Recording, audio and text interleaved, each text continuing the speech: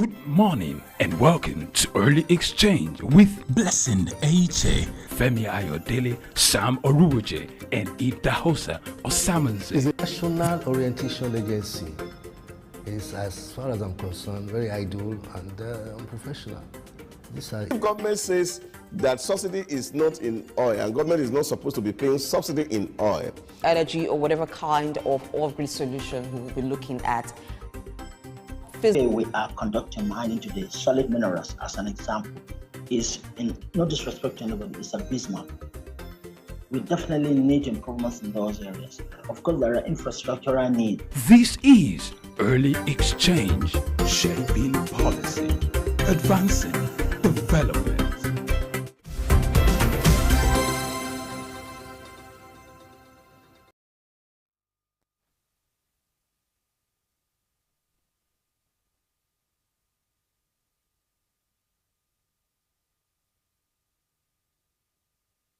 Good morning and welcome to Early Exchange with Blessing Aiche, Femi Ayodele, Sam Oruoje, and Idahosa Osamanze. It's a national orientation agency. It's, as far as I'm concerned, very idle and unprofessional. if government says that subsidy is not in oil and government is not supposed to be paying subsidy in oil, Energy or whatever kind of off-grid solution we will be looking at. Today we are conducting mining today. Solid minerals, as an example, is, in no disrespect to anybody, it's abysmal. We definitely need improvements in those areas. Of course, there are infrastructural needs. This is Early Exchange, shaping policy, advancing development.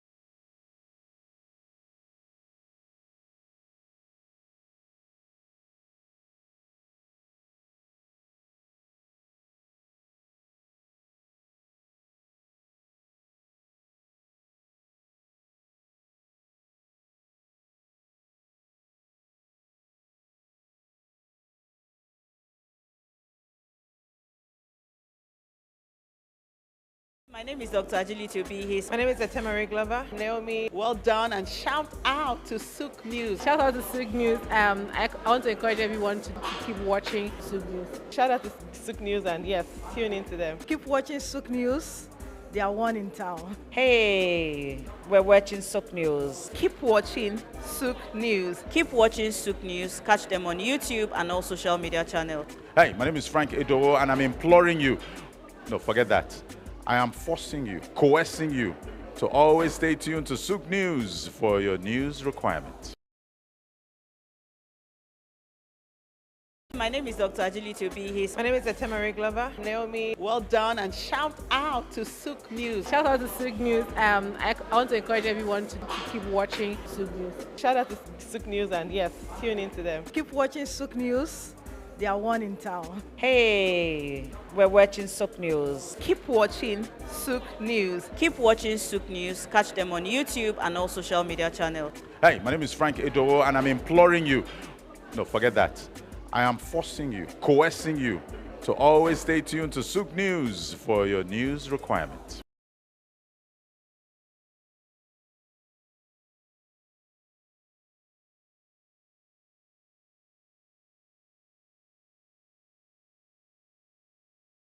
My name is Dr. Rafiu Oladipo. My name is Baba Jalal Repega. I'm Reverend Juliet Benite. I'm Godio Didi. My name is Professor Oladokun Sulaiman Olarawaju. Souq News, is on the ground, loading. Very enlightening, very educative, and entertaining. Thank you to Souq News. So I'm happy that Souq TV has come into existence. I'm happy to be here in the Souq News. I want to encourage you to subscribe to the channel and keep watching news that makes sense. As Browning said, one's extension of one's reach should not exceed one's grasp, or what is heaven for. And I think Souq News is doing that. Africa needs a voice of truth, and Souq News has become one of them. And get ready, get ready, get ready. And keep watching. Keep watching Souq News. Keep watching Souq News. It's a place to be. Keep watching.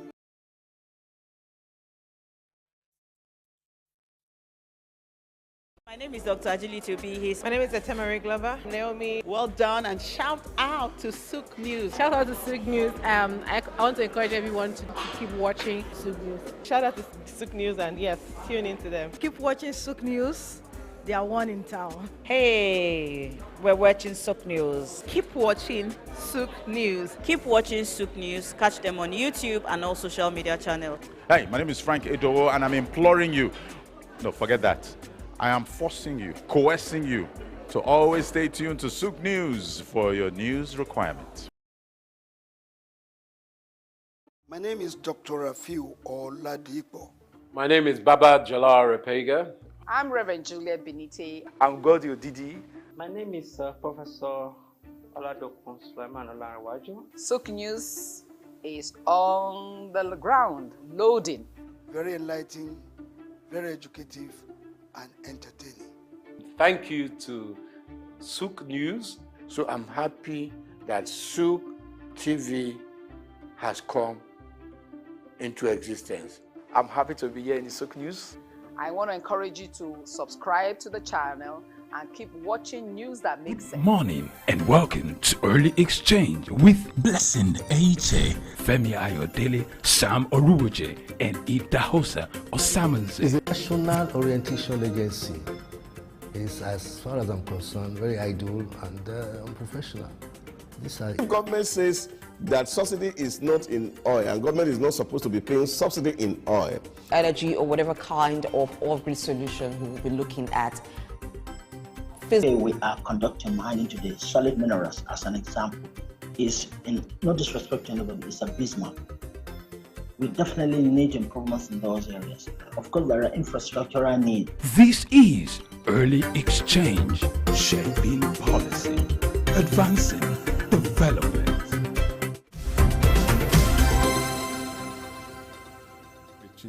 Of our national grid are ongoing across the country. My administration recognizes that no meaningful economic transformation can happen without steady electricity supply. In year 2024, we are moving a step further in our quest to restart local refinery of petroleum products with Port Harcourt Refinery and the Dangote Refinery, which shall fully come on stream. To ensure constant food supply, security, and affordability, we will step up our plan to cultivate 500,000 hectares of farmland across the country to grow maize, rice, wheat, millet, and other staple crops. We launched the dry season farming with 120,000 of land in Jigawa State last November under our National Wheat Development Program. And this new year, we will race against time to ensure all the fiscal and tax policies reforms we need to put in place are codified and simplified to ensure the business environment does not destroy value. On every foreign trip I have embarked on, my message to investors and other business people has been the same. Nigeria is ready and open for business. I will fight every obstacle that impedes business competitiveness in Nigeria, and I will not hesitate to remove any clog hindering our path to making Nigeria a destination of choice for local and foreign investments. In my 2024 budget presentation to the National Assembly, I listed my administration's 8 priority areas to include national defense and internal security, job creation, macroeconomic stability, investment environment, optimization, human capital development, poverty reduction, and social security. Because we take our development agenda very seriously, our 2024 budget reflects the premium we place on achieving our governance objectives. We will work diligently to make sure every Nigerian feels the impact of their government, the economic aspirations, and the material well-being of the poor, the most vulnerable, and the working people shall not be neglected. It is in this spirit that we are going to implement a new national living wage for our industrious workers this new year. It is not only good economics to do this, it's also a morally and politically correct thing to do. I took an oath to serve this country and give my best at all times. Like I said in the past, no excuse for poor performance from any of my appointees will be good enough. It is the reason I put in place a policy coordination, evaluation, monitoring, and delivery unit in the presidency to make sure that governance output improves in the living condition of our people. We have set the parameters for evaluation. Within the first quarter of this year, ministers and head of agencies with a future in this administration that I lead will continue to show themselves. Fellow Nigerians, my major ambition in government as a senator in the aborted Third Republic, as governor of Lagos State for 8 years, and now as the president of this blessed country, is to build a fair and equitable society and close the widening inequality gap, while I believe the rich should enjoy their legitimately earned wealth. Our minimum bargain must be that any Nigerian that works hard and diligent enough will have a chance to get ahead in life. I must add that because God didn't create us with equal talents and strengths, I cannot guarantee that we will have equal outcomes when we work hard. But my government, in this new year, 2024 and beyond, we work to give every Nigerian equal opportunity to strive and to thrive. For the new year to yield all its good benefits to us, as individuals and collectively as a people, we must be prepared to play our part. The job of building a prosperous nation is not the job of president. Governors, ministers, lawmakers, and government officials alone. Our destinies are connected as members of this household of Nigeria. Our language, creed, ethnicity, and religious belief, even when they are not same, should never make us work at cross purposes. In this new year, let us resolve that as joint heir to the Nigerian Commonwealth, we will work for the peace, progress, and stability of our country. I extend this call to my political opponents in the last election. Election is over. It is time for all of us to work together for the sake of our country. We must let the light each of us carries, men and women, young and old, shine bright and brighter to illuminate our path to a glorious dawn. I wish all of us a happy and prosperous year 2024. May God continue to bless the Federal Republic of Nigeria.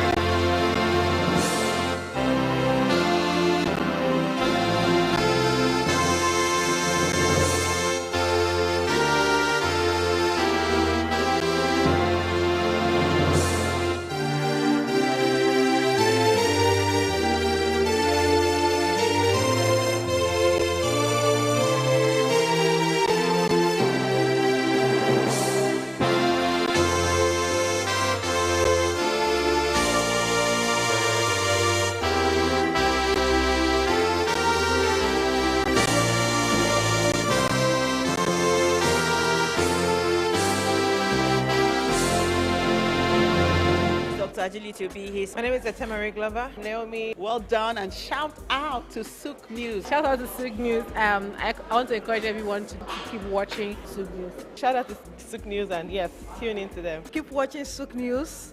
They are one in town. Hey, we're watching Souq News. Keep watching Souq News. Keep watching Souq News. Catch them on YouTube and all social media channels. Hey, my name is Frank Edowo, and I'm imploring you. No, forget that. I am forcing you, coercing you to always stay tuned to Souq News for your news requirements. As Browning said, one's extension of one's reach should not exceed one's grasp, or what is heaven for. And I think Souq News is doing that. Africa needs a voice of truth, and Souq News has become one of them. And get ready, get ready, get ready. And keep watching. Keep watching Souq News. Keep watching Souq News. It's a place to be. Keep watching. My name is Dr. To be his. My name is Etemari Glover. Naomi, well done, and shout out to Souq News. Shout out to Souq News. I want to encourage everyone to keep watching Souq News. Shout out to Souq News, and yes, tune into them. Keep watching Souq News. They are one in town. Hey, we're watching Souq News. Keep watching Souq News. Keep watching Souq News. Catch them on YouTube and all social media channels. Hey, my name is Frank Edowo, and I'm imploring you. No, forget that. I am forcing you, coercing you to always stay tuned to Souq News for your news requirements.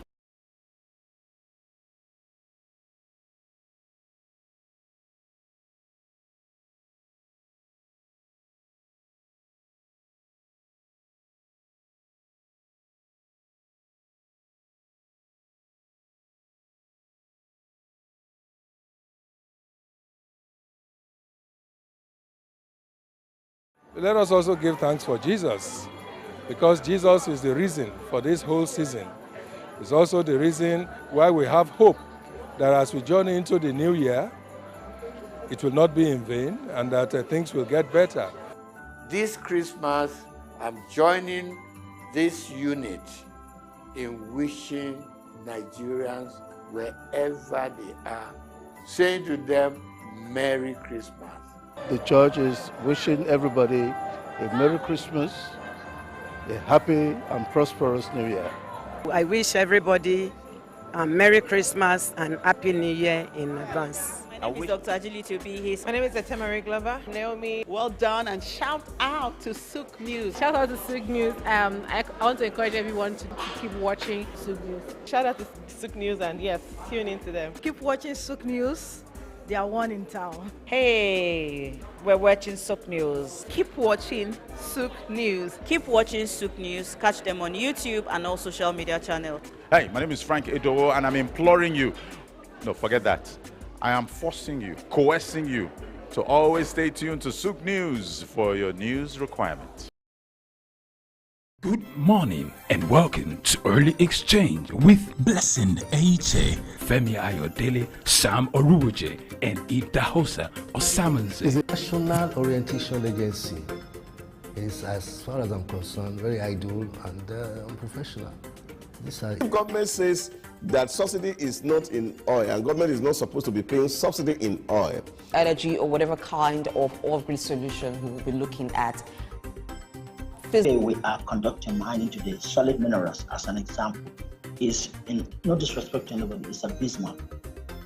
We definitely need improvements in those areas. Of course, there are infrastructural needs. This is Early Exchange, shaping policy, advancing development.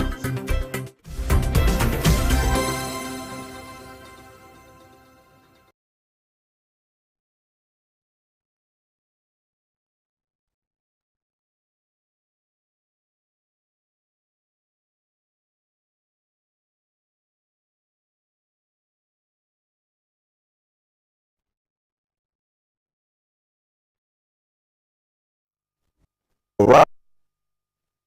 Another great opportunity for us to look at issues related to business, finance, national development, and the economy. This is Daily Exchange, and I am Femi Ayodele. Yes, it's a special day. Today is the first day, in the year 2024 is the first episode of Early Exchange, and let me welcome you especially to the year 2024. Happy New Year to you all. And that's why we had to start on a special with the live broadcast of the President. President Tinubu had to address the nation to the state of the nation and to should give us direction for the year 2024. It's the Early Exchange. Don't forget, it's your program. You can be part of this conversation by going on our social media platform, on our YouTube page, to share your view, even in respect to the President live broadcast, because we're going to review that shortly. I'm not alone today. It's always a team. Blessing is here. Blessing, good morning. Good morning, Femi. First time I'm seeing you this year. The last time I saw you was last year. Happy New Year to you. Happy New Year. Good to see you. Good to see you too. And you look good in the new year. This is the latest version of you. As usual. I've been shaped. So yes, the better version of me will always evolve. I like that. Count on me. And Happy New Year to you. We're glad that you could join us this first day in the month of January 2024. It promises to be a great year as the President stood us in his broadcast. And we'll look at some of the things that he has talked about in his new message to Nigerians. But first, let's bring to you the latest version of Idahosa Osamanze, who you last saw in 2023. Good morning, sir. Welcome to the new year. Blessing, you're looking amazing. Yes, this is Blessing Pro Max. I can see this. Happy New Year. Thank you. Happy New Year. I wish you saying what a good way to start the year. Start Beautiful. On a good note with the President, live broadcast. What a good one. Yes, and the President, like I said, is giving us hope. That the renewed hope has been one thing that the President talked about once he assumed office as President of the Federal Republic of Nigeria. Now, in his broadcast special message to Nigerians, he's re-emphasized that. And he's talked about how the refineries will be working again, the refinery, and that's of the already existing refineries will produce in this year, added to the Dangote refinery. He talked about agriculture, much food cultivation. He mentioned rice, and that means that the agricultural sector will be very busy this year, and so many other things that he's talked about. And key of all of them is a new living wage for industrial workers. And I think that every Nigerian worker now will be smiling and say, hope is here at last. Yeah, for me, I think the President, always take advantage of a moment like this. One would wonder why it's important to have this kind of broadcast. It's the beginning of a new year. It's important for the leadership to provide sense of direction. And that's exactly what the President has done. The first day of the year is very crucial. When it comes to the business community as Nigerians, we need to know where we are heading as a nation. It's a matter of goal setting, which is part of what we're going to discuss today. And so the president has set the pace, you know, by reading out some of his highlights or activities for the year, his plans. It's just like when you have a family, as the head of the family, you have to tell your family members what's the plan for the year. And that's exactly what the president has done. For me, he talked about the minimum wage, you know, the plan to improve local production of oil. He talked about the Port Harcourt refinery. He talked about the Dangote refinery. You know that the cash cow for Nigeria is oil. That's where we get the bulk of our revenue. And that's critical because investors are waiting to see what will come off from this. And even whether local or international investors, everybody's eager to hear the president because the word of the president is just like the gods are speaking or the gods are spoken. And that's why the president has to take an advantage of a moment like this to tell Nigerians that, yes, we are set for business, we are set to improve your welfare and to give you the best in the year 2024. All right, so Summers, you watched the broadcast. For you, what was the most inspiring or something that just you found noteworthy that the president said of all the many things that he talked about? Well, I think the presidential address this morning was quite emotive for me, given the fact that the president seemed starting his address to remind all of us that the ambition to become Nigerian president didn't start yesterday. That actually started in 1992 when he contested as a senator of the Federal Republic of Nigeria in the aborted Third Republic. And the thing that drove him to politics was to see how to make life good for the average Nigerian. And it was on the basis of that he sought election and that Nigerian voted for him. Now, the president also make us understood that, look, yes, he has taken the mantle of leadership because of the way the economy or life generally has been in the country. The government needed to take some very difficult decisions that is directly impacting people, whether from Broad Street in Lagos to the street in Kano to Nembe in Bayelsa State, to use his exact words, that he can feel the impact of these policies on the people, that a lot of people are suffering. And I think that admittance of the fact that presidents know that, yes, we are taking measures, but this measure is affecting the people. But he said it was necessary to be taken because in the last 40 years, we have been on this road and it has led us nowhere. So what is naturally necessary is to chart a new course for the people. And so what he's saying is that, yes, the conditions are bad, but it is not a ground for excuse for no performance.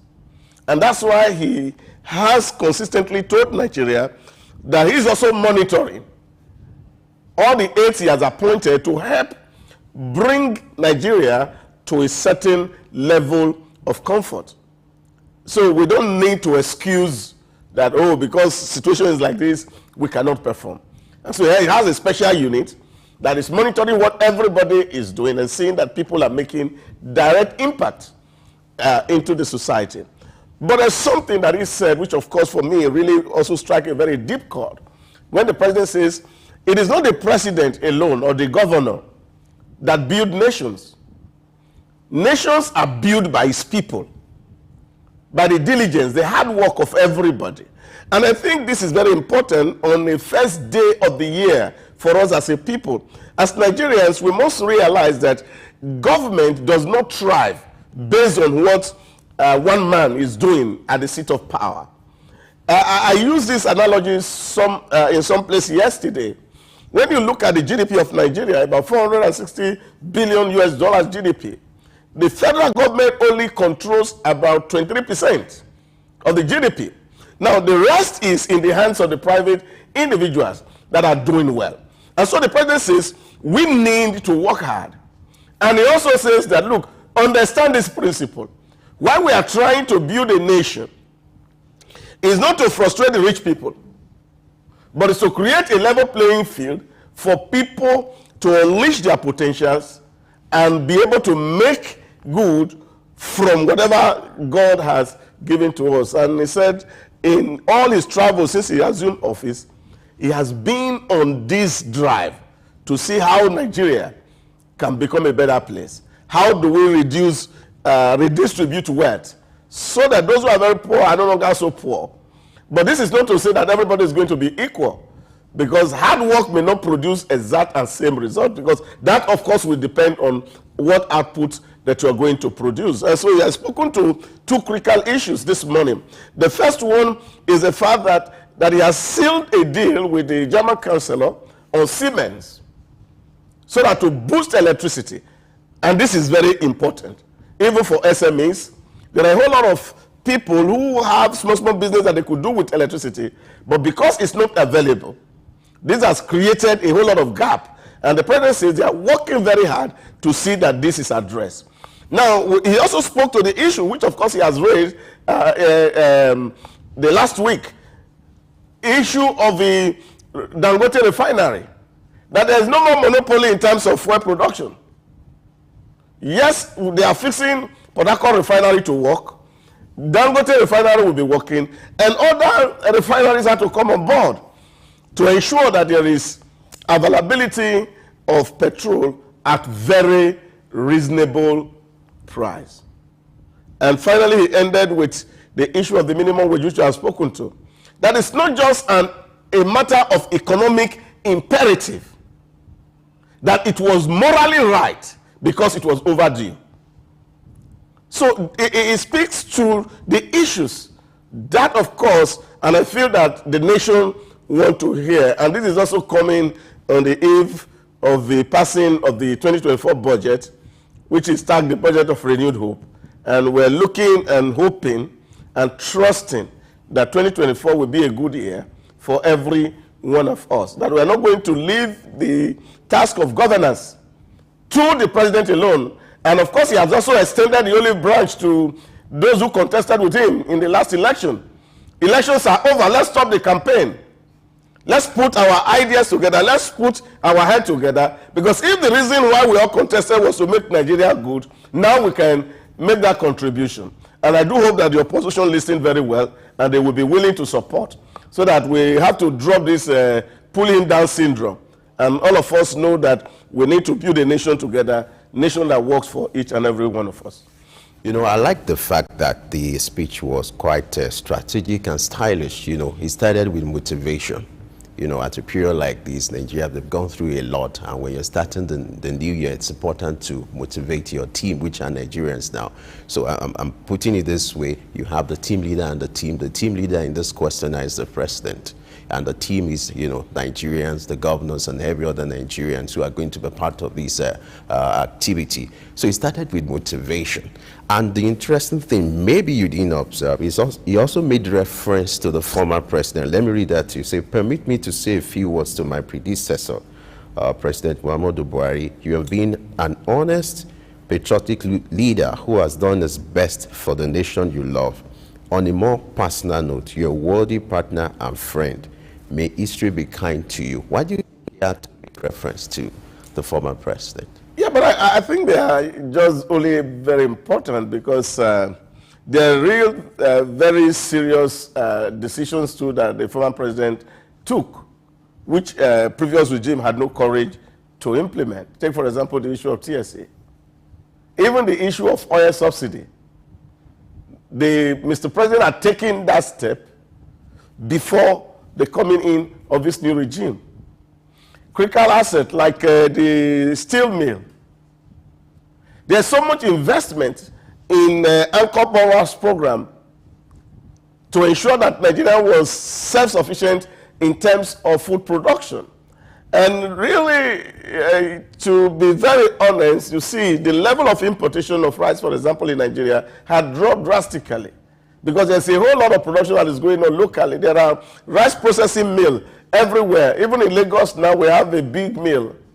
We have a big mill in Niger State. We have a big mill in Kebbi State. There's a big mill in Kano State. So there are mills scattered all around the place that, of course, we are beginning to actually grow the things that we eat. Now, of course, these are credits to the president. And, of course, one of the things that we cannot take away from the former president was the fact that he meant well, and of course he appointed people and gave them the freest of hand to help Nigeria. I used to say then that if any minister in the Federal Republic of Nigeria fail, he cannot attribute his failure to government or the president not giving him free hand to make decisions. People fail because they were not competent. Because that president gave everybody free hand. And of course he was a lover of people and was doing everything to see how to carry people out of poverty. But unfortunately, he was not as lucky. And that's why sometimes when people are judging the president, they seem to be very harsh on him. And they forget so quickly that at the point that President Buhari was coming into power in 2014, things had become, 2015, things had become so bad that over 29 states in the Federal Republic of Nigeria could not pay salary. The president had to bail states out 3 times between 2015 to 2017. And while we were thinking we were settling down, COVID came. And COVID dried up all the gains that the regime would have achieved. And then toward the end, we saw the war with Ukraine and Russia also coming. So that president operated in a very hostile economic environment. And so it is difficult for people to really feel the impact. But the truth of the matter is that he has done his best. How Nigerians survived through this period, through the trial, and of course that there were no wages that were owed, and government was still able to do some fundamental critical infrastructure. Take, for example, buying off Ajanta steel mill from the Indian company and settling all of this. They were all good things that the president did, including winning the P&ID case, which would have cost Nigeria about $11 billion. So I think this is important, that when the president said that it was not for anybody and it was for everybody, he was actually for nobody, and that was why he didn't interfere in any politics. If you remember, some days ago when Adams Oshomole was at the book launch of the former DG of the Governors Forum, he made mention of this and was talking to Ganduje, and he said, well, I serve under a president who was not interested. And I hope that yours will not be like that. Because when the internal politics and crisis of APC was going on, the president maintained a neutral stand. And he did that at the primaries. So to allow and give everybody a free hand to contest. Now, if the president was to be interested on who become the president of Nigeria, probably Tinubu would not have emerged as president today. So and I think on the basis of all of this, it is good to pay homage and tribute to such a man who allow a level playing field and allow that politics to just say true. Now, when the president was talking about building an equitable society and closing the inequality gap, how do you think that will be achieved? Yeah, but it's possible. It's possible. What's the business of government? The business of government is to see how to use the instrument of states. For example, taxation, which of course it says that it's going to clean up so that it will be simple enough that everybody will be able to operate. That like he has gone and traveled everywhere and he has said to Nigeria that Nigeria is now open and ready for business, that people should come in. Now, government is putting in place measures to allow business to prosper and flourish.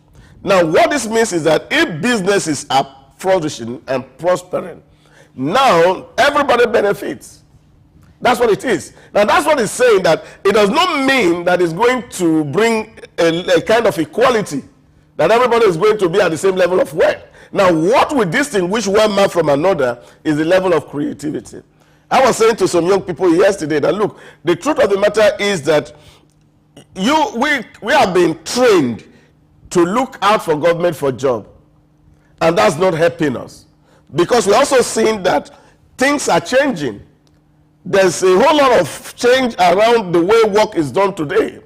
And now what really singles people out is their creativity, is their innovation. Now, if we are able to innovate and be creative, of course, we can, of course, see new people who really, even if their parents were not wealthy, they are suddenly emerge wealthy because we have created a brand that is globally appealing. I was telling somebody yesterday, now what we are not looking out for is the fact that if you want to get government contract, for example, you may need to know somebody. But if you want to get a business from Dangote, you don't need to know anybody. What you need is just excellence and create the right product that the businessman wants. So if you create that product and it's appealing to this businessman, he will be willing to buy from you.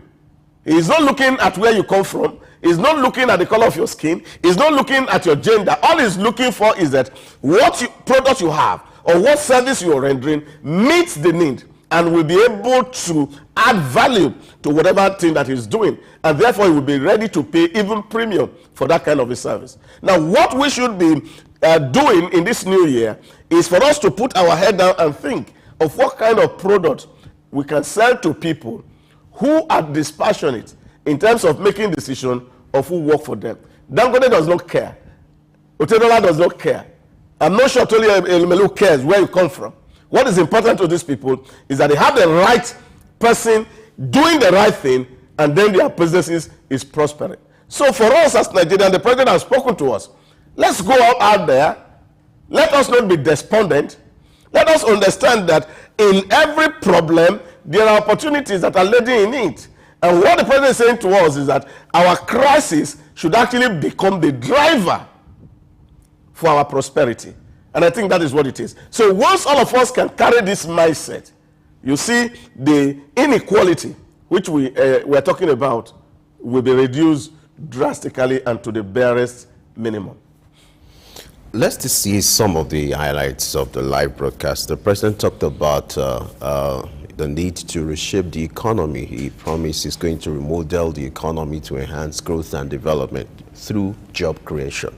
You know, how significant is that? You know, it talks about putting an end to poverty, you know, and to ensure that the economy is better than the way it is, so that Nigeria will become the giant of Africa that it ought to be. How significant it is, you know, to remodel the economy at this time, you know, through job creation. Yeah, but yeah, the real truth of the matter is that most of the challenges that we face today as a nation, they're all resulting from poverty and unemployment. That when people have nothing to live for, they can die for any cause. And so when you are seeing a lot of security challenges facing the nation, you are seeing a lot of difficulties, and you are seeing a lot of crime increasing or soaring, the only reason is because people are not engaged. Now, one of the issues that we must also realize is that the president is not just a socialist. He's a social capitalist, which means he does believe that if businesses prosper, the people will prosper. So when you create a leverage, because government should not really become the empire of labor, because government only creates a level playing ground for companies to be able to do well. And as long as the government is creating this platform for businesses to thrive, what do you see? You will see a lot of people taking off the streets. And as people are taking off the streets, the rate of crime goes down, the society becomes safer, and people have something they want to live for, and then they cannot just die for any cause. And I think this is what the president says, why I say, yes, let's see how to eliminate poverty. And the only way to actually kill poverty is to create wealth. And this wealth creation is not something that government is going to do alone. While government is creating the policy environment for businesses to thrive, the individuals who are in the streets with ideas must be able to take the initiative. And government is also seeing, how do we work with the commercial banks, for example? How do we work with the development bank, for example, to see we bring down the cost of capital, which is also at the moment on the rooftop. Now, if you reduce the cost of capital, chances are that you will have companies that are able to compete. And this is what the problem has actually been in Africa, that you see companies that are coming from Asia, for example, company coming from Europe to operate in our climate, and they are competing with our locals here, and our local cannot compete. Reason because those guys are coming, and they are coming with capital at a single digit, and it's very ridiculously cheap. And we don't have it. Our capital is high. Now, by the time you put out what you're going to take from the commercial bank to do business, you find that you are not competitive against foreigners. And I think all these issues that government needs to address in its economic outlook for 2024 to say, number one, that lending rate go down drastically so that the cost of getting capital by small business, big businesses are low enough such that they can become globally competitive in terms of production, because these are the issues that the government must need to deal with, the macroeconomic environment. Now, once we can begin to become creative and we can now begin to export, whether our services, whether our mind, whether our product or physical product, whatever it is, then of course we'll be able to earn enough foreign exchange. And that also will address the issue of the high exchange rate that faces the community. These are issues that government must need to address as the year rolls. And he was saying at the last meeting he had at the State House with some of the politicians that is why he has had people like Cardoso with him. He called the headmaster. Wale Edu is there with him. And Bagudu is there. And with these people around him, that they don't have a reason to fail. Now, there was something quite uncommon that the president talked about that his administration plans to do in the coming year. It says, quotes on him now, "We shall continue the efforts of the Buhari administration on infrastructure progress toward national works of roads, rail and ports shall get priority attention." Now, continuity is not a very common thing in governance in Nigeria. It's about, it's almost like one man does his own thing, another takes over and starts his own project. But continuing in the footstep or in the line of the previous administration regarding infrastructure, what are your thoughts on that? Well, that's another unsung efforts of Buhari's regime that people really talk about. Buhari was not in a hurry to commission any new projects for the 8 years. He was determined to complete all abandoned projects by his predecessors. And that's also a credit, because government is a continuum. Now, what you see happen in our climb is that when somebody comes into office, the first thing he's thinking is, oh, I want a legacy project. That was not the target of President Buhari. The target of President Buhari were there were all national assets that were abandoned in their thousands across the federation. And to see how we can use the little resources we have to ensure that we are able to fill this gap. Like Bode Augusto has said, Nigeria needs between $80 to $100 billion annually for the next 10 years to be able to meet the infrastructure gap in Nigeria, in terms of road creation, in terms of railway, in terms of viable airports, because all of these are critical to the wealth of nations. Now, you look at our airport, whether it's the Abuja airport, the so-called international airport, you look at Port Harcourt International Airport, look at Enugu International Airport, look at Lagos International Airport. They are small airports. And this cannot accommodate the size of the business or the economy we are talking about. Look at our port infrastructure. It cannot take care of the size of the economy we are trying to grow. And we don't even have access to these ports. There are no roads connecting them. We are still carrying things by the road. Rail tracks have not connected the major city in Nigeria. So all of these are huge deficits. And President Buhari was critical in facing this.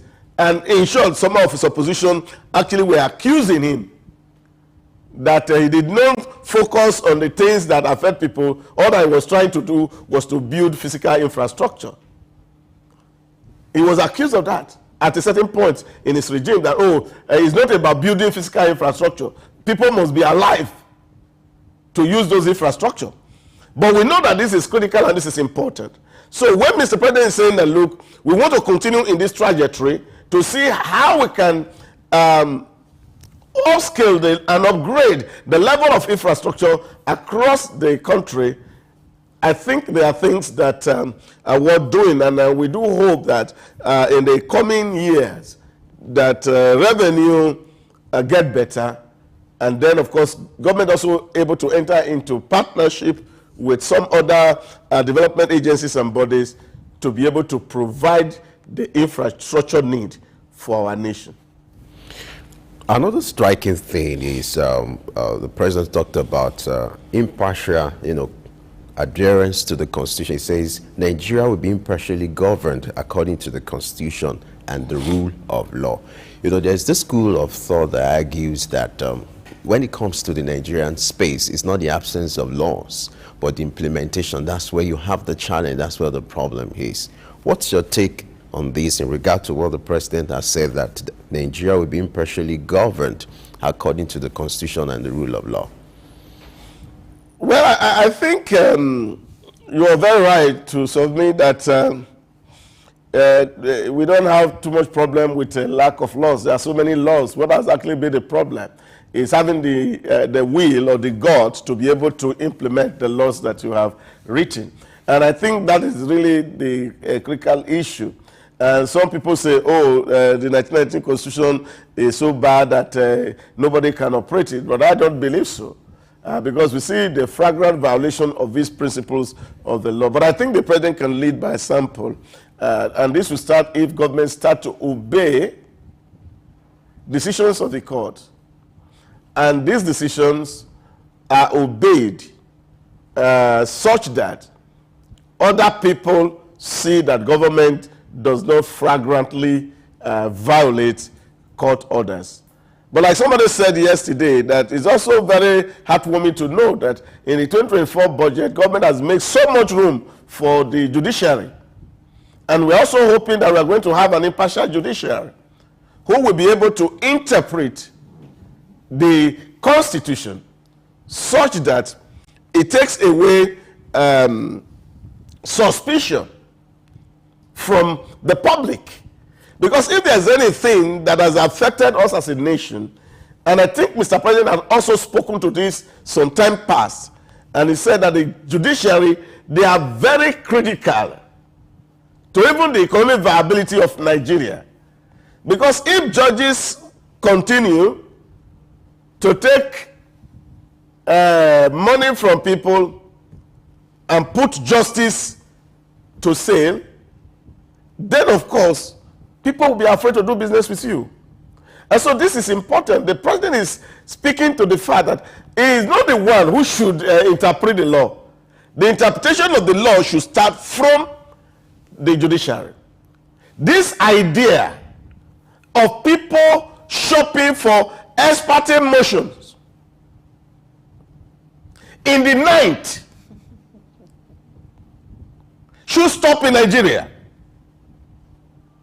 Judges sit down on a Sunday night to grant an order just to ensure that something does not happen. That does not aid justice. And I think the judiciary need to be up to their game, because it's always said that they are the last hope of the common man. But what we have seen in the recent past does not suggest that justice has always been to the highest bidder, and people have even given up on the court system.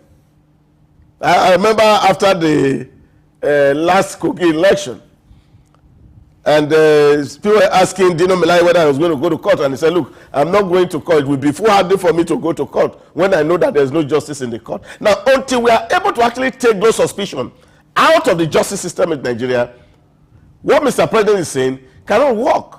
Because it is not in the place of Mr. President to determine what happens in the court. So the Constitution is there. So even if the president violates the terms of the Constitution, citizens should be able to take the president to the court.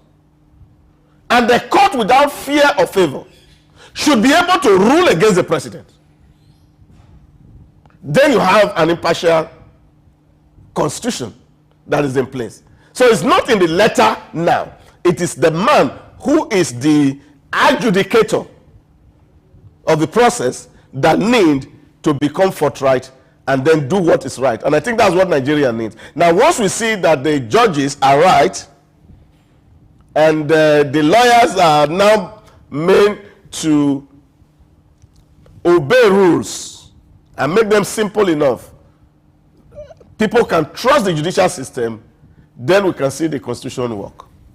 Okay, now this time around, the president was talking about monetary policy, and he said monetary policy needs thorough house cleansing. He was also referring to the central bank, and he said that the CBN must work towards a unified exchange rate, which would direct funds away from arbitrage into meaningful investments in the economy.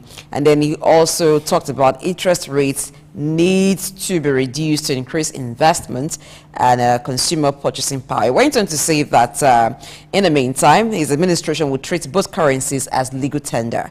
But looking at what he said about the CBN needing to have a unified exchange rate, is that different from floating the naira? And if it is, are we having a change in policy? It's not a change. And I think what the president is actually speaking to is that the CBN need to strengthen its regulatory framework. It is one thing to float, which is what government has done, to say, let the market forces determine the prices. But there's a whole lot of arbitrage going on in the system, where people are moving money to the unofficial window and then create price or scarcity within the window to determine what price is going up. So this is the issue.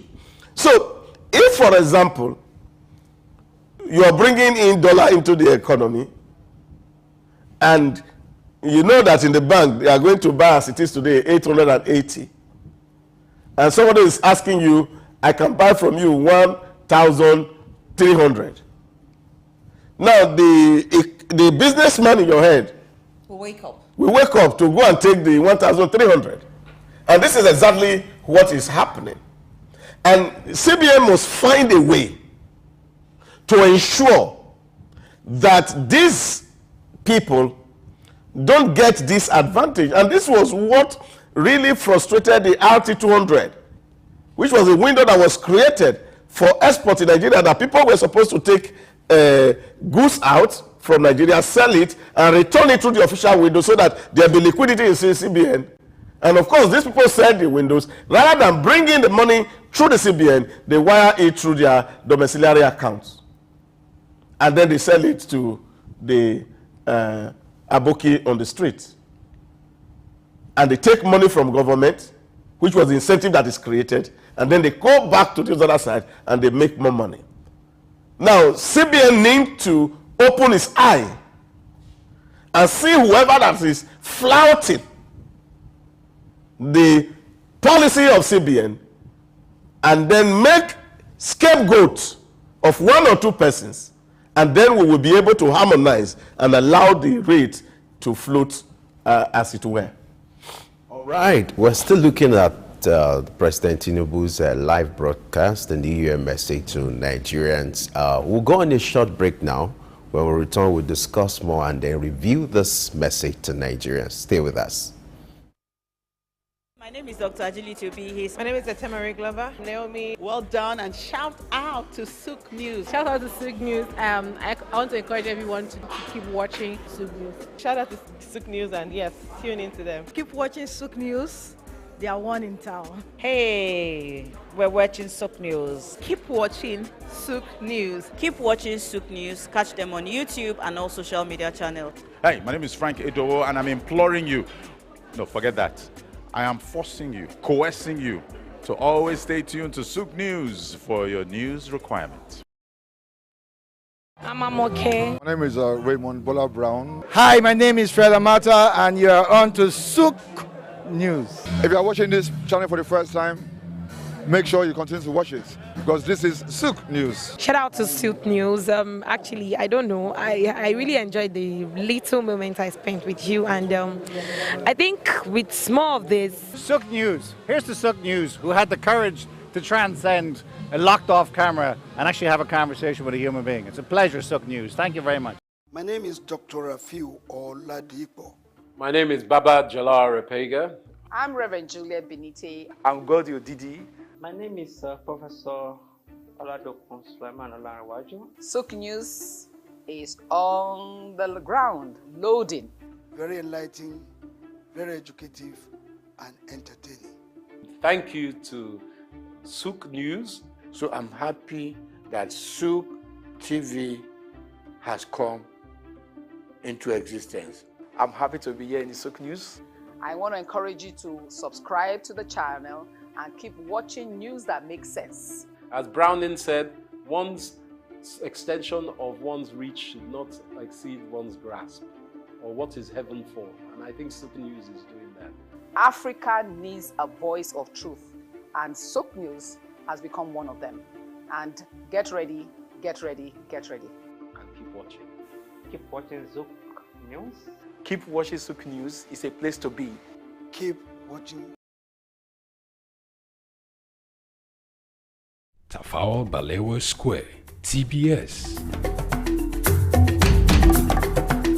Tafawa Balewa Square was initially used as a horsing ground called Lagos Race Course. The edifice was constructed by General Yakubu Gowon in 1972 and named after Nigeria's first Prime Minister, Sir Tafawa Balewa. Tafawa Balewa Square is located at 45/57 Marse Bangboshe Street on Lagos Island, Lagos, and referred to as TBS. TBS is a 50,000-seater capacity venue and houses the Remembrance Arcade, the 26-story Independence House, which at a time was the country's tallest building. When Lagos served as the country's seat of government, the National Assembly Complex was within the TBS. Also in the square are the National Broadcasting Commission Office, the Nigerian Hydrological Services Agency Office, shopping centers, travel agencies, restaurants, car parking lots, and a bus terminal. Tafawa Balewa Square is adorned with beautiful statues of white horses and red eagles, symbols of strength and dignity. Our historic neighbors include the King's College and the Holy Cross Cathedral. Tafawa Balewa Square hosted some of the country's memorable events, such as the Independence Day in 1960, when Nigeria gained independence from Britain, the Armed Forces Remembrance Day, which is celebrated annually on January 15. The edifice is a national cultural asset. Tafawa Balewa Square, Souq Enlightenment.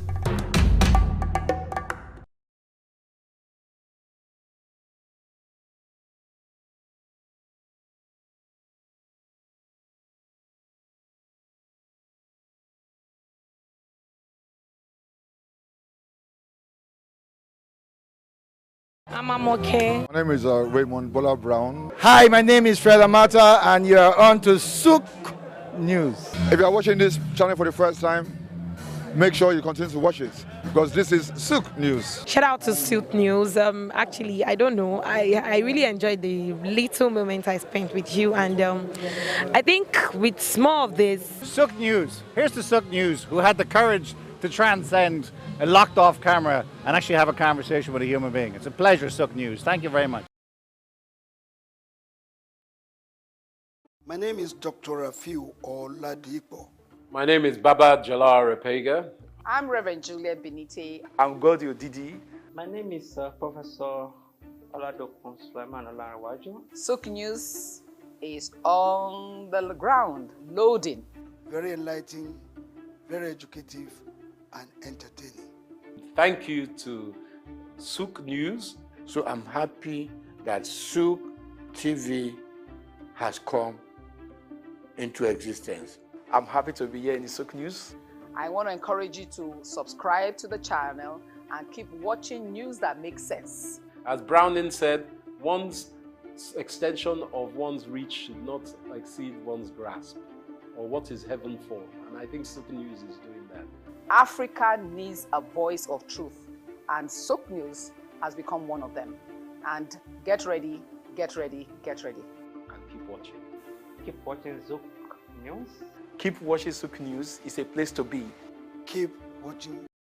Good morning and welcome to Early Exchange with Blessing Aiche, Femi Ayodele, Sam Oruoje, and Idahosa Osamanze. It's a national orientation agency. It's, as far as I'm concerned, very ideal and unprofessional. If government says that subsidy is not in oil and government is not supposed to be paying subsidy in oil, energy or whatever kind of oil-grid solution we will be looking at. Today we are conducting mining today. Solid minerals, as an example, is, in no disrespect to anybody, it's abysmal.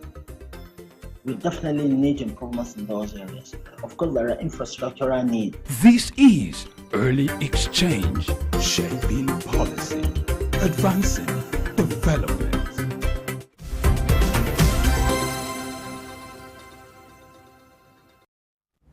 Yes, if you're just joining us, you're at the right place at the right time. In fact, you're covered because we're looking at the live broadcast of President Tinubu, the New Year message to Nigerians. The highlight of those messages, that has been our talking point. We've been reviewing that. And what's your take on this live broadcast? We'd like you to share your view as well. What's your reaction to the New Year message from the president? Do you think it's something to go by? Do you think you're quite optimistic about it? And some of the projections he has made, how realistic are they? We still have with us Dr. Idahosa Osamanze, who has been providing more insights about the live broadcast. Glad to still know you are still here with us as always. my pleasure and honor to be here. All right. Let's make reference to, the New Year message at the point where the president talked about some of the difficult decisions he had to make. For the past 7 months, he had to make some difficult decisions in his own wisdom, which he felt would be necessary to put Nigeria to where it ought to be. And one of those difficult decisions was the removal of fuel subsidy. The president reiterated it in his speech. He talked about it and also talked about the exchange rate, which benefited some few, the rich.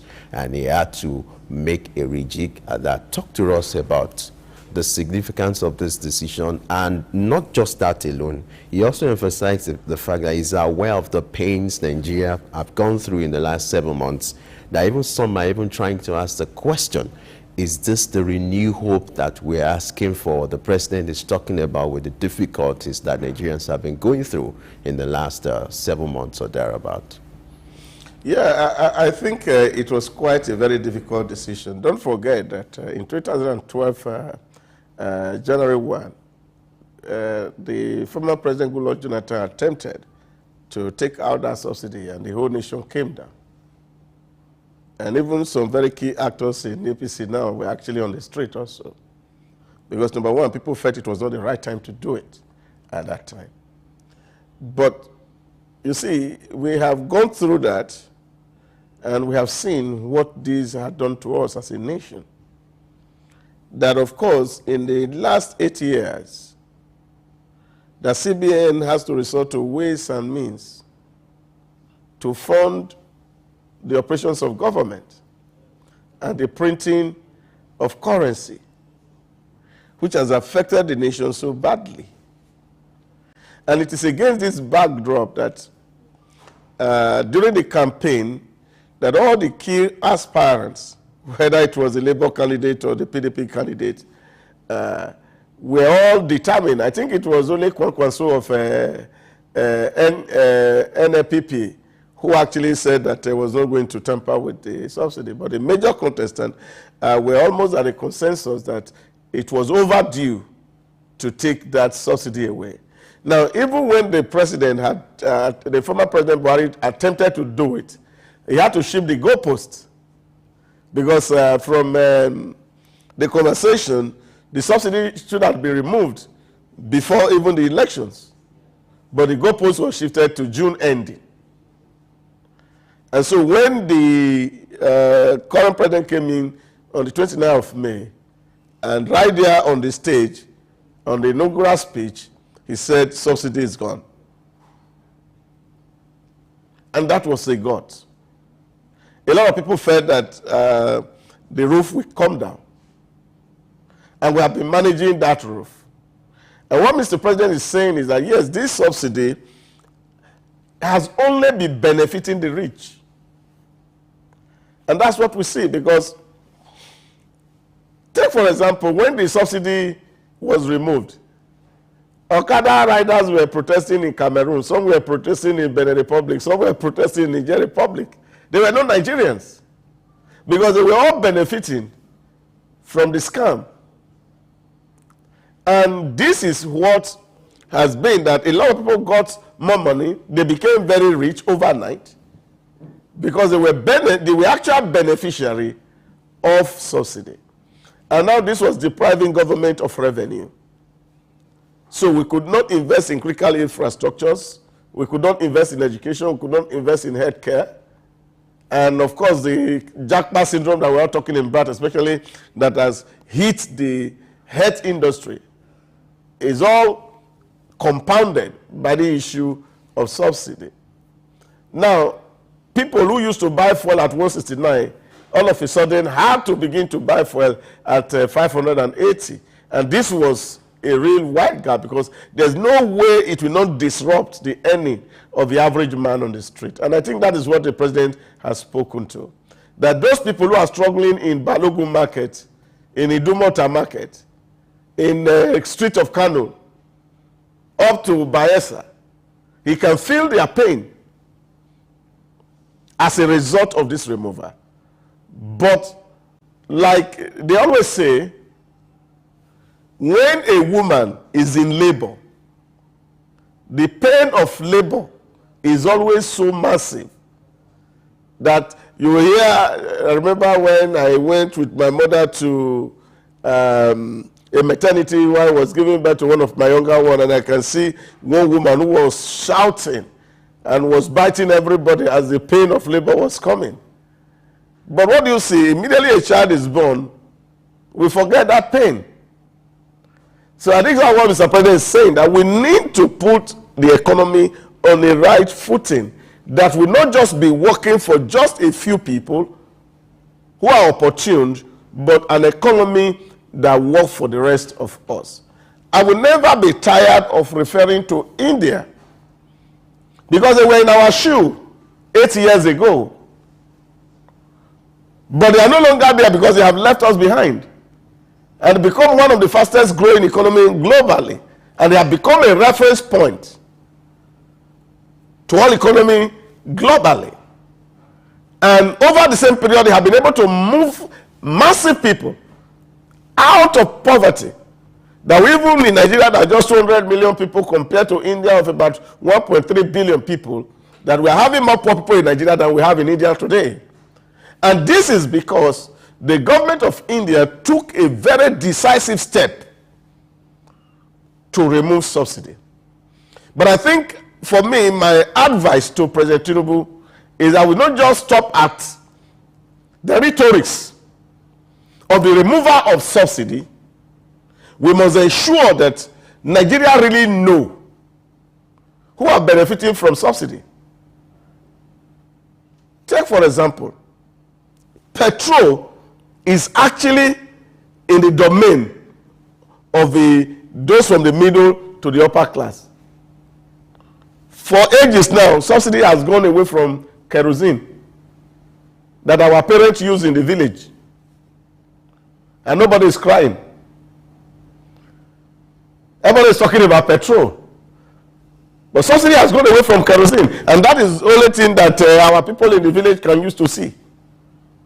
And they are buying it at a very exorbitant price, and they are not complaining. And I think these are issues that we must speak to. But channeling these resources to what will benefit everybody is what government must focus on. And this idea of spending the gains on palliative is actually, taking something by the right hand and collecting it by the other hand. And that is not going to work for the good of all. Government should be able to actually identify Nigerians and know those who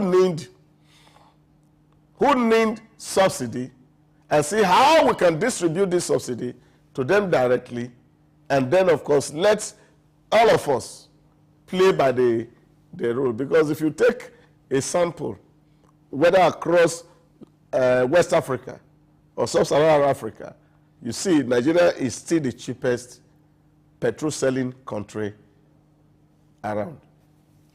All right, let's take a quick look again at the President's New Year message, and then we're back.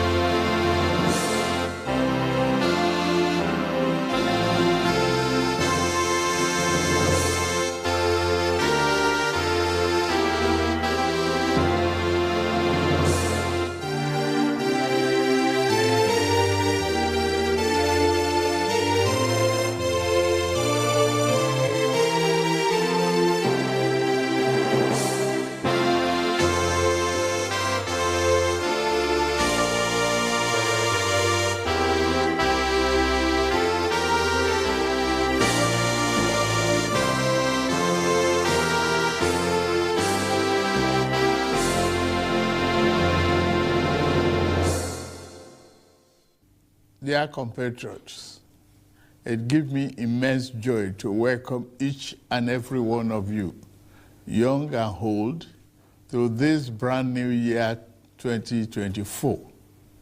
We must lift up our hand to Almighty God in gratitude for His grace and benevolence to our country and our lives in the year 2023 that has just gone by. Though the past year was very challenging one, it was eventful in so many ways. For our country, it was a transition year that saw a peaceful, orderly, and successful transfer of power from one administration to another, marking the yet another remarkable step in our 24 years of unbroken democracy. It was a year you, the gracious people of this blessed nation, entrusted your faith in me with a clear mandate to make our country better, to revamp our economy, restore our security within our borders, revitalize our floundering industrial sector, boost agricultural production, increase national productivity, and set our country on an irreversible path towards national progress that we and future generations will forever be proud of. The task of building a better nation and making sure we have a Nigerian society that cares for all our citizens is the reason I ran to become your president.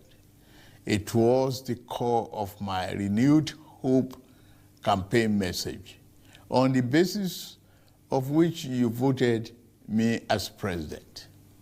Everything I have done in office, every decision I've taken, and every trip I've undertaken outside the shores of our land since I assumed office on 29th May 2023, have been done in the best interest of our country.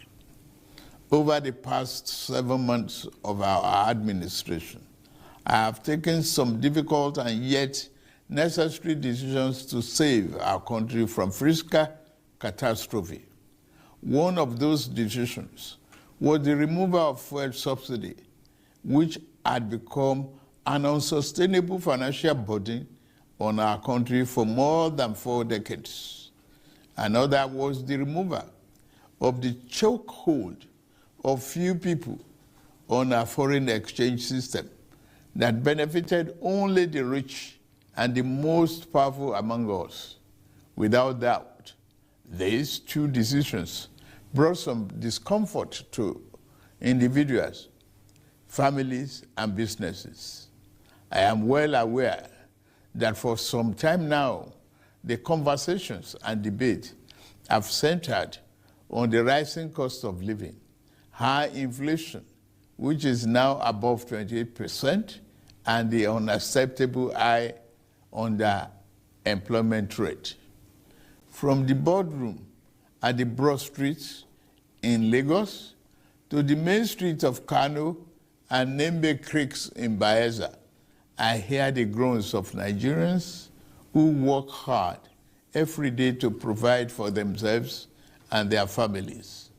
I'm not oblivious of the expressed and sometimes unexpressed frustrations of my fellow citizens. I know for a fact that some of our compatriots are even asking if this is how our administration wants to renew their hope. Their compatriots. Take this from me. The time may be rough and tough. However, our spirit must remain unbowed because tough times never last. We are made for this period, never to flinch, never to falter.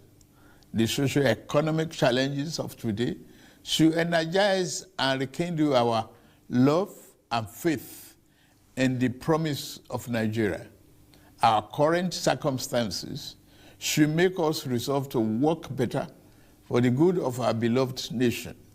Our situation should make us resolve that this new year, 2024, each and every one of us will commit to be better citizens. Silently, we have worked to free captives from abductors. While we can't beat our chest yet, that we had solved all the security problems. We are working hard to ensure that we all have peace of mind in our homes, places of work, and on the roads. Having laid the groundwork of our economic recovery plans within the last 7 months of year 2023, we are now poised to accelerate the pace of our service delivery across the sectors.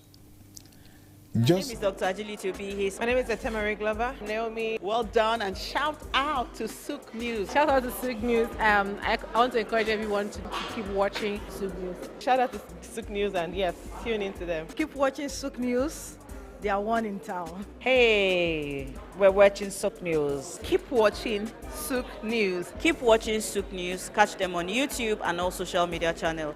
Hey, my name is Frank Edowo, and I'm imploring you, no, forget that. I am forcing you, coercing you to always stay tuned to Souq News for your news requirements. My name is Dr. Rafiu Oladipo. My name is Baba Jalal Repega. I'm Reverend Juliet Benite. I'm Godio Didi. My name is Professor Oladokun Sulaiman Olarawaju. Souq News is on the ground, loading. Very enlightening, very educative, and entertaining. Thank you to Souq News. So I'm happy that Souq TV has come into existence. I'm happy to be here in the Souq News. I want to encourage you to subscribe to the channel and keep watching news that makes sense. As Browning said, one's extension of one's reach should not exceed one's grasp, or what is heaven for. And I think Souq News is doing that. Africa needs a voice of truth, and Souq News has become one of them. And get ready, get ready, get ready. And keep watching. Good morning and welcome to Early Exchange with Blessing Aiche, Femi Ayodele, Sam Orubuje, and Idahosa Osamanze. It's a national orientation agency. It's, as far as I'm concerned, very idle and unprofessional. The government says that subsidy is not in oil, and government is not supposed to be paying subsidy in oil. Energy or whatever kind of oil-free solution we will be looking at. Today we are conducting mining today. Solid minerals, as an example, is, in no disrespect to anybody, it's abysmal. We definitely need improvements in those areas. Of course, there are infrastructural needs. This is Early Exchange, shaping policy, advancing development.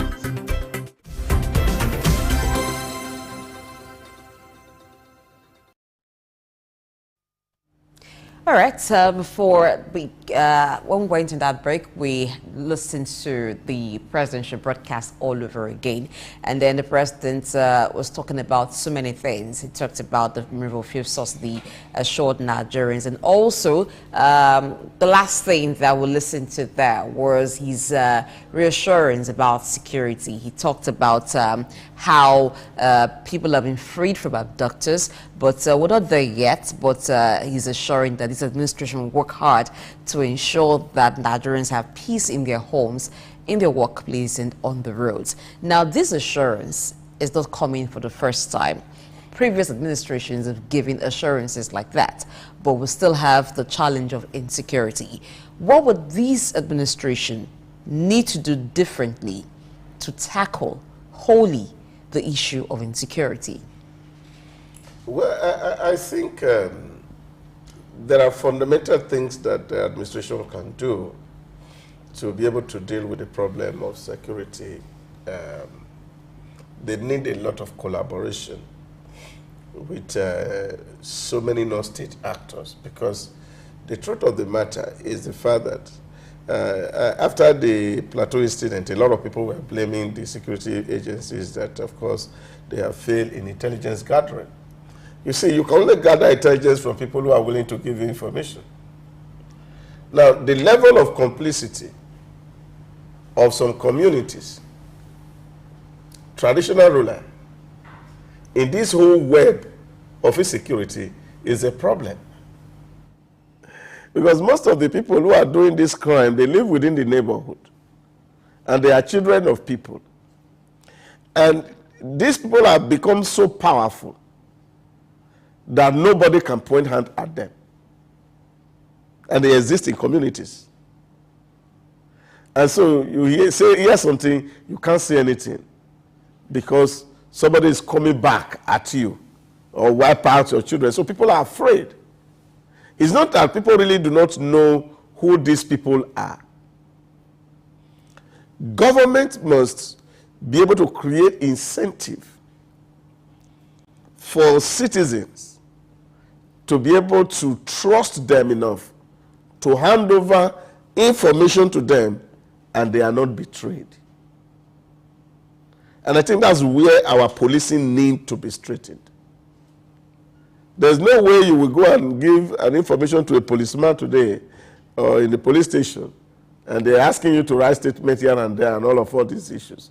And you find that some people, you are trying to write statement, you become a victim at the end of the day. So people are afraid to even volunteer information to security agencies, because the onus of proof is on you who is trying to provide this information. And I think this is where training is important for our policing officers, whether it's the DSS, whether it's the military intelligence.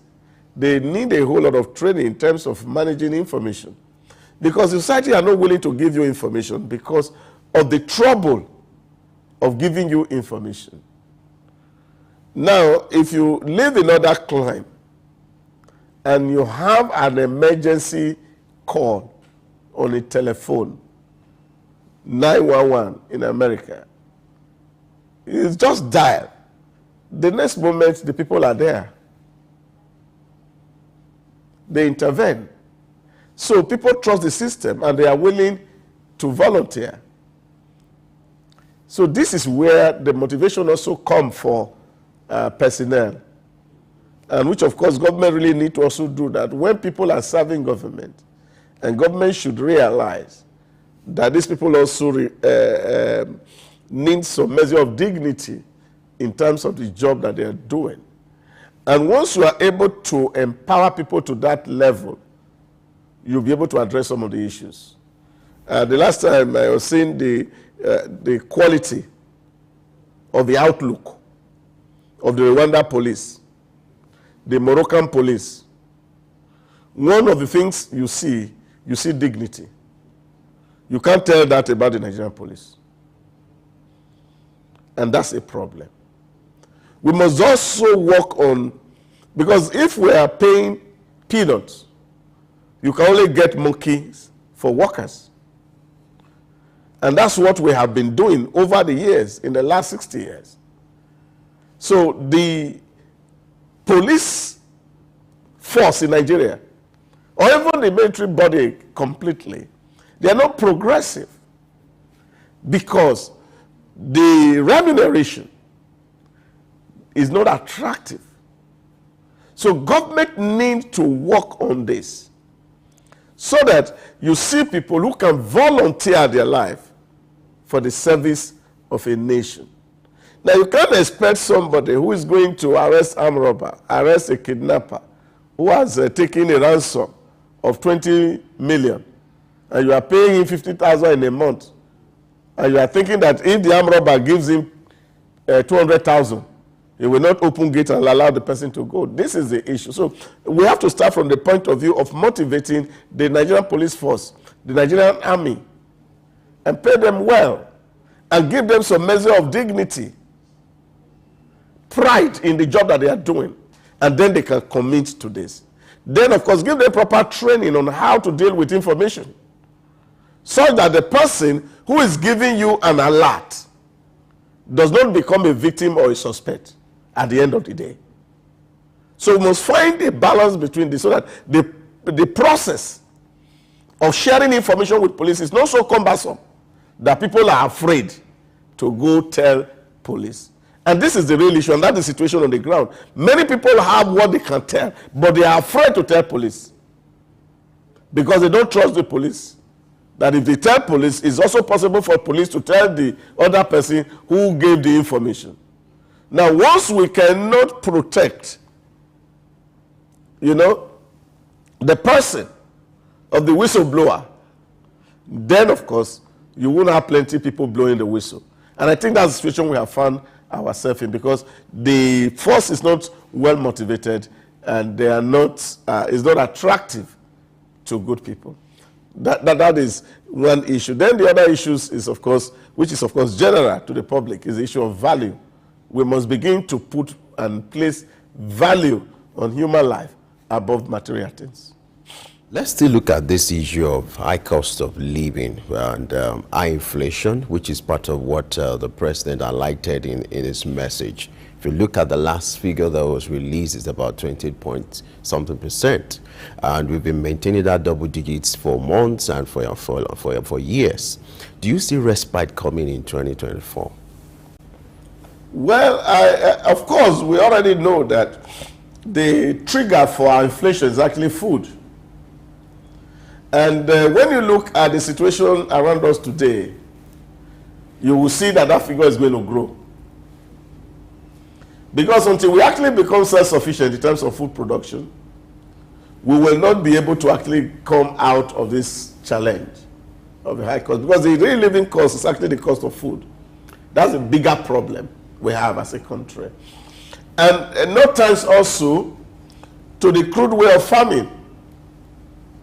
That's not attractive. Farming is not sexy. I need to understand what that means. So I think we really need to make farming very sexy. Now imagine that when we are talking about farm and we are having a beautiful face like Blessing to advertise farm, a lot of people want to go to farm. It will be more attractive. Of course. So what do you put in the farm? That would mean mechanized farming. So what do you see in farm? You see faces of very old people, wretched people, and that's not inviting. So these are issues that we really need to deal with, how we communicate the value in farm. So we're not doing that excellently well at the moment, and I think that government really need to focus on that. We also need to create a special bank, especially for the agri. Where we're not talking about budget today, I was shocked that we're having Minister of Agri who is looking at building a big building in today's world. Terms, and I'm asking, what value will this add to the food chain? So these are some of the things that we need to talk about. How do people, young people, get access to credit to be able to do micro farms that may not require tedious labor, and they can use maybe locally fabricated machine to do farm that will be less strenuous and less stressful. And then, of course, we're also having that there are a lot of investment in the value chain, that as people are producing, there are off-takers who take this thing away from them, and then they can make real value, and they can see that money is coming in what they're doing. These are all issues that government needs to address in the coming year if we must be able to drive down the rate of inflation. But if these are not done, and the rate of security that is challenging, especially in the middle belt, which is actually the food basket of the nation, then of course you're going to have a lot of problems. People going to the farm, and then products are not coming. We have issues.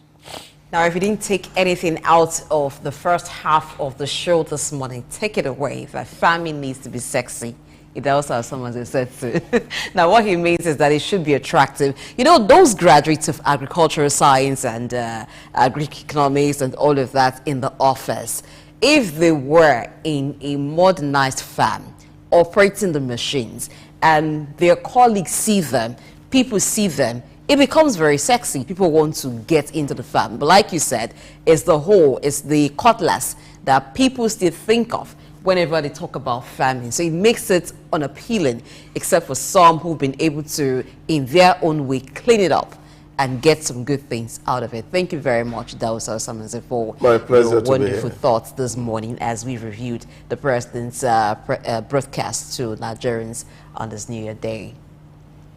We'll take a quick break and then return to look at goals setting in the new year. What are your goals? What are your expectations for the year 2024? How do you intend to achieve these goals? Let's talk about it after this time. My name is Dr. Rafiu Oladipo. My name is Baba Jalal Repega. I'm Reverend Juliet Benite. I'm Godio Didi. My name is Professor Oladokun Sulaiman Olarawaju. Souq News is on the ground, loading. Very enlightening, very educative, and entertaining. Thank you to Souq News. So I'm happy that Souq TV has come into existence. I'm happy to be here in the Souq News. I want to encourage you to subscribe to the channel and keep watching news that makes sense. As Browning said, one's extension of one's reach should not exceed one's grasp, or what is heaven for. And I think Souq News is doing that. Africa needs a voice of truth, and Souq News has become one of them. And get ready, get ready, get ready. And keep watching. Keep watching Souq News. Keep watching Souq News. It's a place to be. Keep watching. My name is Dr. Ajili Tobi. My name is Etemere Glover. Naomi. Well done, and shout out to Souq News. Shout out to Souq News. I want to encourage everyone to keep watching Souq News. Shout out to Souq News, and yes, tune into them. Keep watching Souq News. They are one in town. Hey, we're watching Souq News. Keep watching Souq News. Keep watching Souq News. Catch them on YouTube and all social media channels. Hey, my name is Frank Edowo, and I'm imploring you. No, forget that. I am forcing you, coercing you to always stay tuned to Souq News for your news requirements.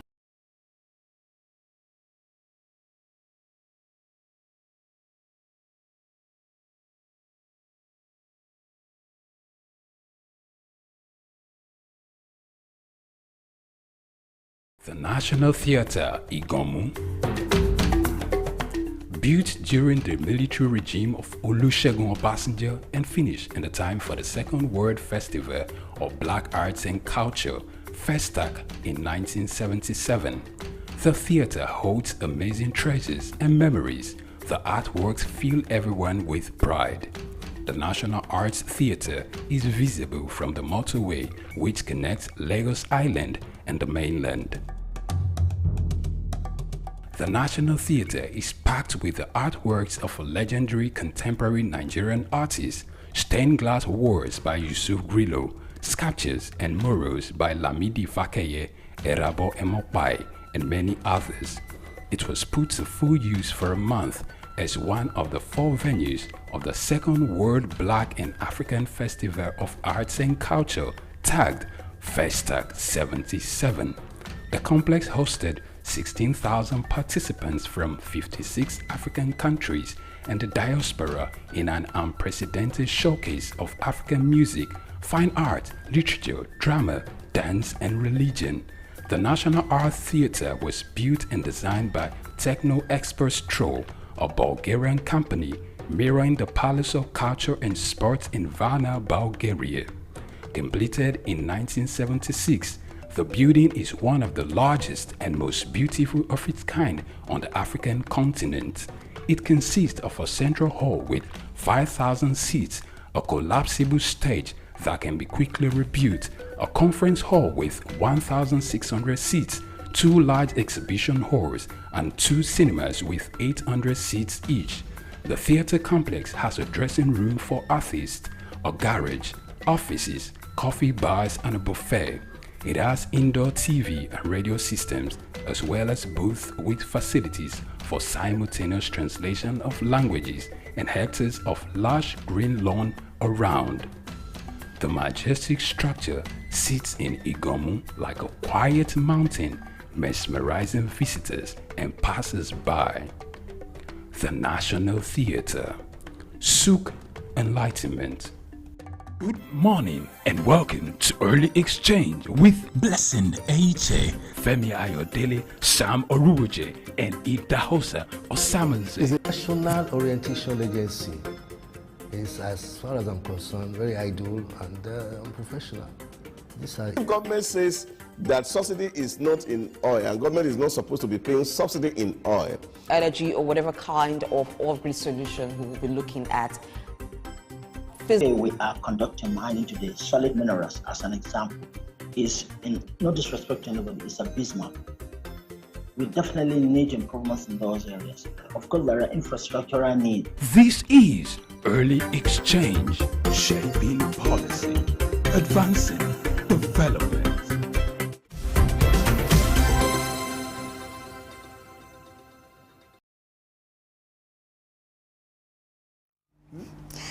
All right, this is time for us to talk about goals. Yes, the much awaited year 2024 is already counting. We have done some hours already into the new year. So what do you plan to do with it? 365 days. Are there personal goals that you've written and set for yourself and say, this is what I intend to achieve in the year 2024? Do you have business goals? Do you have strategy to back them up? All of this is what Sam Oruoje, who is Director, Research, Policy and Development, Souq News, will be talking to us about this morning. Happy New Year. Welcome Yes, to the Happy first New Year. edition. It's a pleasure to be here in 2024. We thank God for pulling us through to 2024. All praise to God. Great to be here. Femi, Happy New Year. I wish the same, sir. Glad Thank to you. have you join us. My It's pleasure, a new year. Always, yes.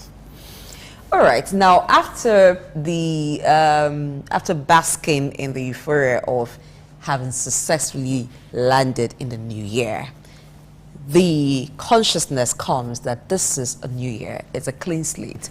What do I do with it personally? And so some persons may start with New Year resolution, and then they may begin to set goals.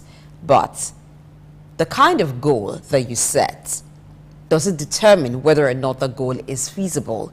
How do you follow up a goal? How do you even start setting the goal, and how do you follow up? Thank you very much indeed.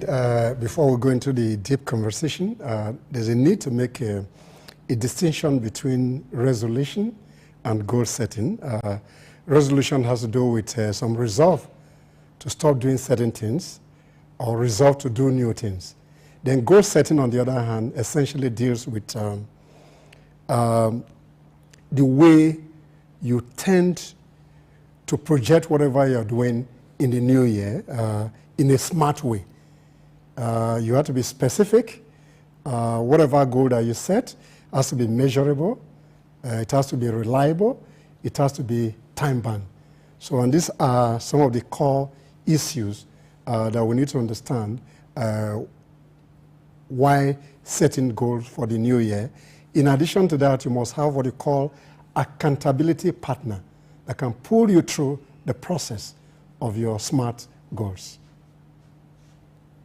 There are those who argue that the ideal is for them to live a day per time, live, as life unfolds, Why do I need to plan? Why do I need to put things in shape? Why do I need to put things on paper? And so talk to us how significant it is for an individual to have a goal for himself or herself. Thank you very much indeed.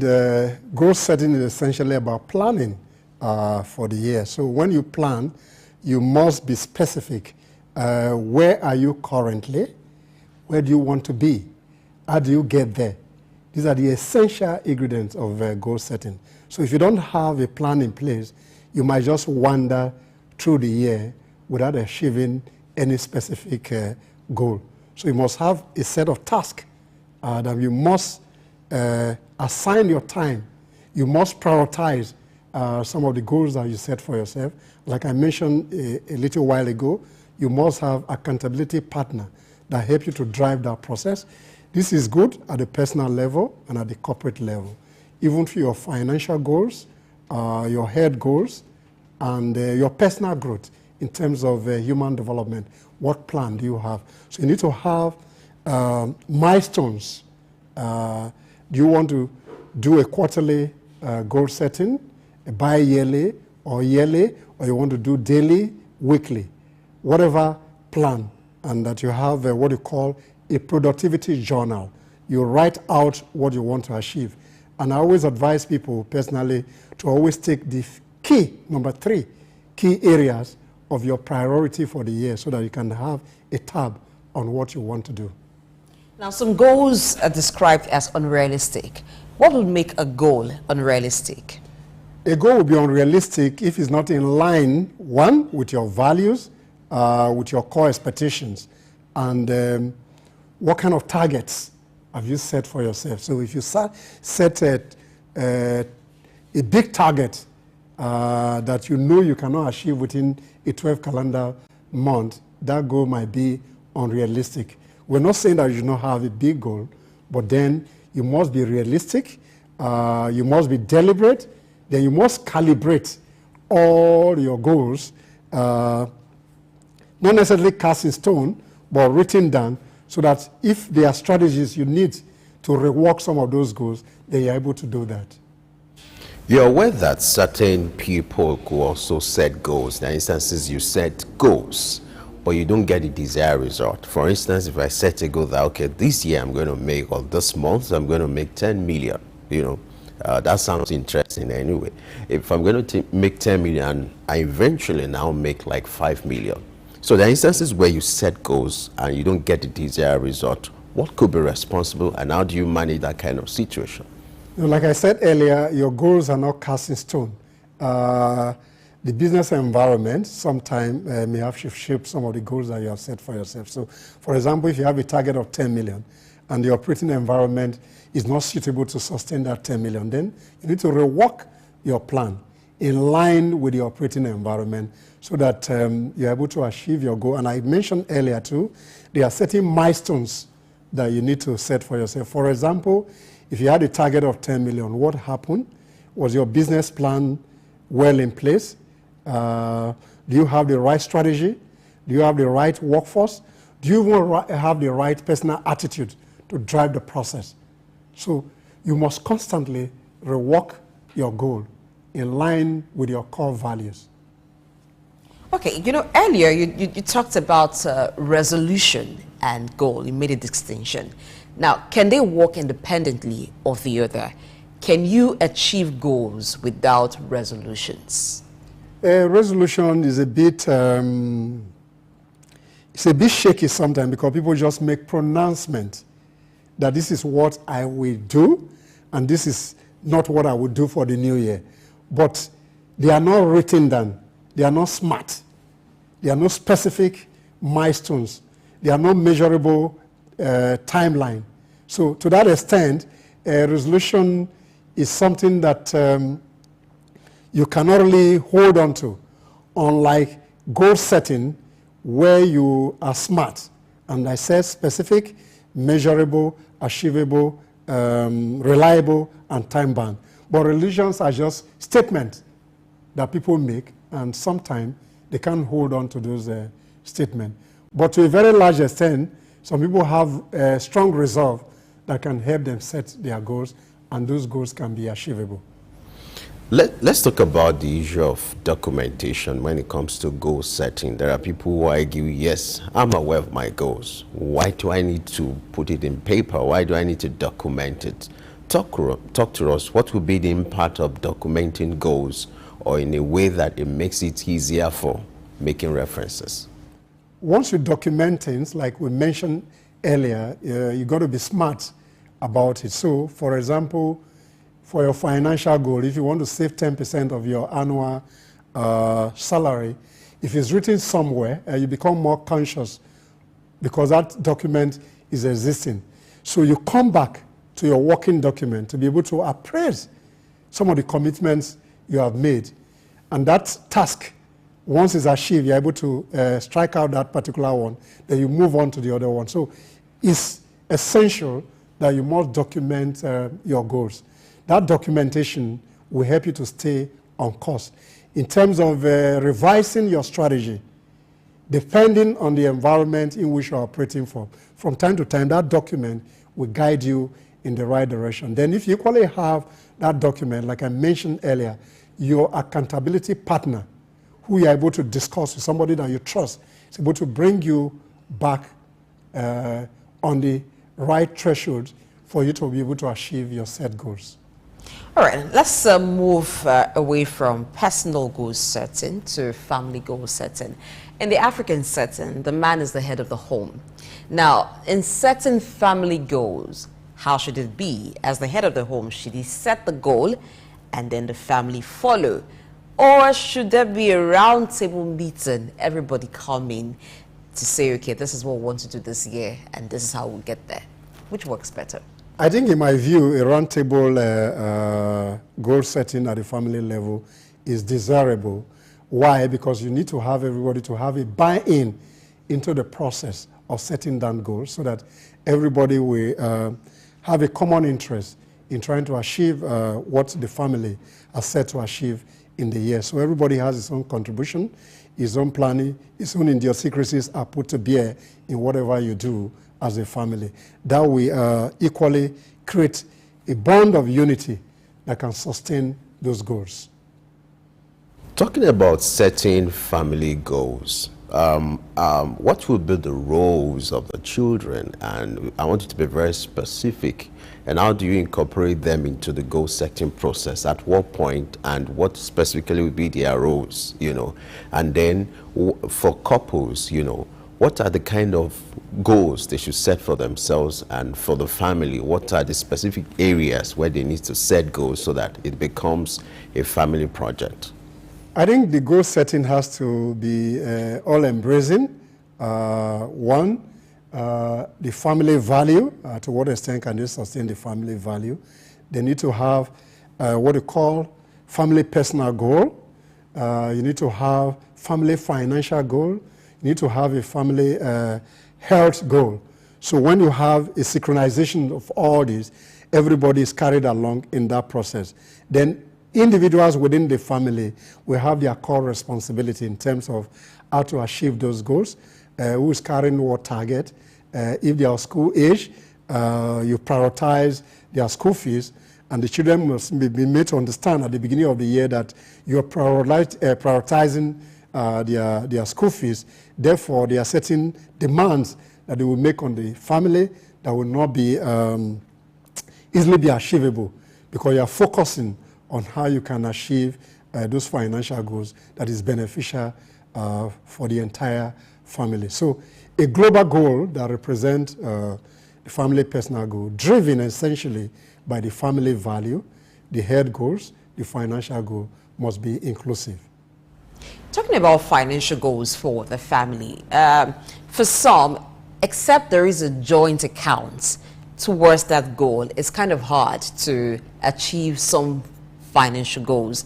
But some couples have issues or have a different opinion regarding joint accounts. How possible can it be to have financial goals with or without a joint account? For people who differ about that, how can they go about it? Well, it's not cast in stone. It depends on how individual family plan their finances. If they want to have a joint account, that's desirable. If they don't want a joint account, that's equally desirable. So, but what is important is that when you come together as a family and you have a set financial goal, the way you want to achieve that is dependent on if you want to save 1 million, for example, and there's a target for the first quarter, once there's a commonality of interest, whatever level of money to be saved, if you don't have a joint account, then that money has to come in full stream into a particular person's account for the specific project that is meant for. So there are a lot of issues, debates around joint account, individual account. I can't speak to that specifically, so that varies from family to family, and that has to do with the trust level and the background that people are coming from. Now, how do you handle, family financial goals based on projections? There are instances where you project certain money is going to come. You project you're going to make $1 million naira, and eventually you have less of that. So is it advisable, professional, to make projections based on estimated or expected income, or it has to be by the virtue of funds that are available? I think to be on the safe ground, it's always very important to plan with your last financial. For 2023, if you have a budget of X amount, then to what extent were you able to achieve that? If you didn't achieve that to a certain percentage, what you can do, just like in the corporate world, you may need to have a 20% increase on the new year. So for example, you had a target of 1 million last year, then you upscale to 1.2 million. It's just a projection based on your current earning. Then you have what you call multiple stream of income. Some may not come to fruition, but the basic one that you plan with, you have to find a way to see that that projection is sustainable. Then you must be disciplined in terms of your saving culture vis-a-vis your propensity to spend money. Sometimes people even spend money before those money are actually earned. But it's always good to spend what you earn, and you must be disciplined. And there's this principle in those people that talk about personal finances. That's what you call paying yourself. After paying your spiritual head, for those of you who believe essentially that 10% must be given to your belief system, then on the other hand, pay yourself 10% of whatever you earn, and that forms a cost-saving element for you. But then don't just put in a savings account where you're pressed. There's a likelihood that you're going to pull that money out. So you look for mutual funds. So this is essential that you must design some of the financial instruments that you need to invest in the year, so that at the end of every financial year, you're able to earn some additional income beyond the ones that you keep for sustainable living. Because you must put a percentage of your money, about 30% of your money. If you have a 100% throughput, about 30% should be left for expense. You make some savings for health. You make some savings for your future investment. Now, in the family, you talked about when goals are set, there should be an accountability partner. So in the family system, who should be the accountability partner of the family goal? Is it everybody? No, somebody must hold everybody to account. So whoever is more disciplined within the family arena should be assigned with the responsibility of bringing people to the drawing board. But beyond that, there are people that you trust, even at the family level, who can superintend over your goals. So it's not out of place that you can even have an accountability partner who could be an uncle, an aunt, any other person that you trust, even a friend that pulled you through in that process for the goals that you have set for yourself in the year. It's very critical that you have an accountability partner. That brings you back if you are going off your track. Now, let's look at some of the common mistakes people make when it comes to goal setting. What are these errors that they make, these assumptions or negative attitude to goal setting that eventually make it to be unproductive exercise? Generally, people don't want to plan. Some people just want to live by the day. That's one of the major pitfalls. People feel that there's no need to document your goals. Number three, people always have the feeling that how much are they earning? I'm earning X, Y amount. Why do I need to plan? Why can't I just basically live by? So these are some of the pitfalls. But it's important, whatever level of income that you have in the year, you need to plan. You need to set goals, financial goals, your personal development goals, your health goals. At the beginning of the year, you should be able to do a medical vitals, a check on your health status so that if you have challenges, you're able to detect those challenges. So we must be deliberate in terms of setting goals for ourselves. Just the same way at the company-wide level, you set goals for the new year.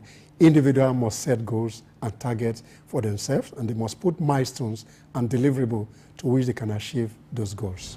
Talking about deliverables and milestones, you see that at the start of every year, almost everyone is energetic and optimistic about the year. The enthusiasm reached to pursue the goal is so much, but give the end of the first quarter, that's beginning to drop. Give the second quarter, is beginning to drop. What happens along this line? How can one ward against such pitfalls that the zeal with which you start pursuing after your goal from the start of the year continues till you achieve that goal? The greatest asset of mankind is hope. You must put hope alive, sustain hope, and that's why there's a need for you to write your goals down. So when there are challenges, you're able to review based on the operating environment which I spoke to earlier, so that you don't stay out of focus. So hope, focus, and be true to your goals, so that you're able to manage those goals more meaningfully in a sustainable manner, and that you're able to achieve certain elements in spite of challenges that may come your way. You know, it's another thing to have beautiful goals. Then when it comes to implementation, it's another ballgame. There are certain individuals, they're good at coming up with ideas, but when it comes to implementation, it is a challenge.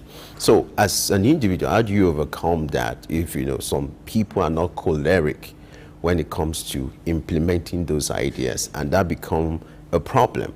So for people like that, how can they help themselves, or what can they do to ensure that they translate their goals to reality by making use of the right attitude, not procrastinating or being afraid to take decisions?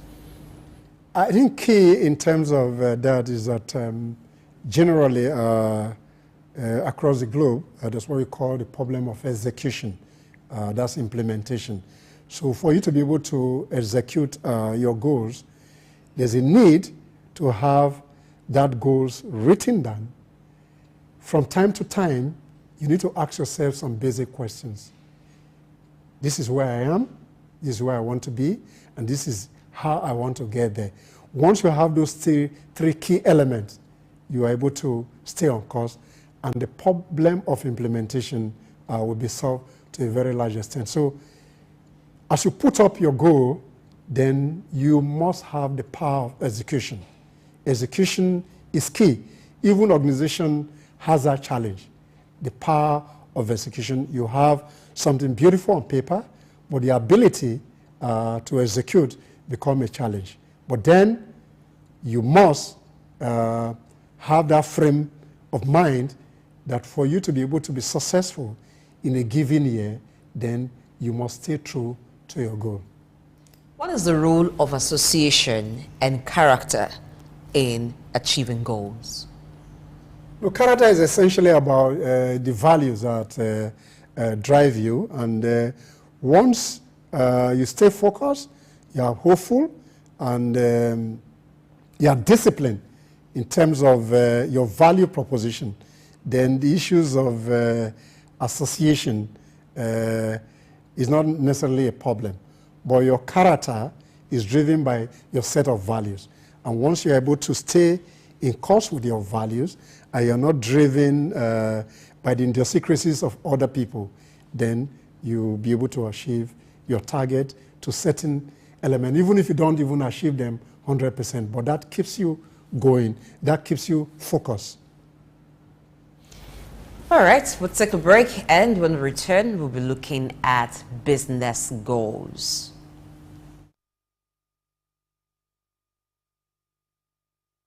I'm okay. My name is Raymond Bola Brown. Hi, my name is Fred Amata, and you are on to Souq News.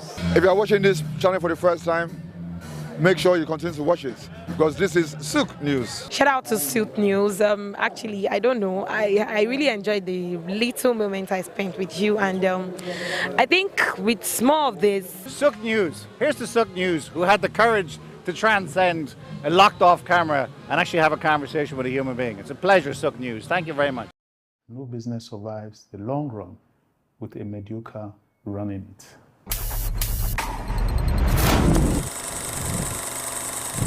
So we grew up in an era where our parents wanted us to be doctors, engineers, and lawyers. And we carry this on to our children. We want our children to go to university and come out to be doctors, engineers, and lawyers. But that is not our role in their lives.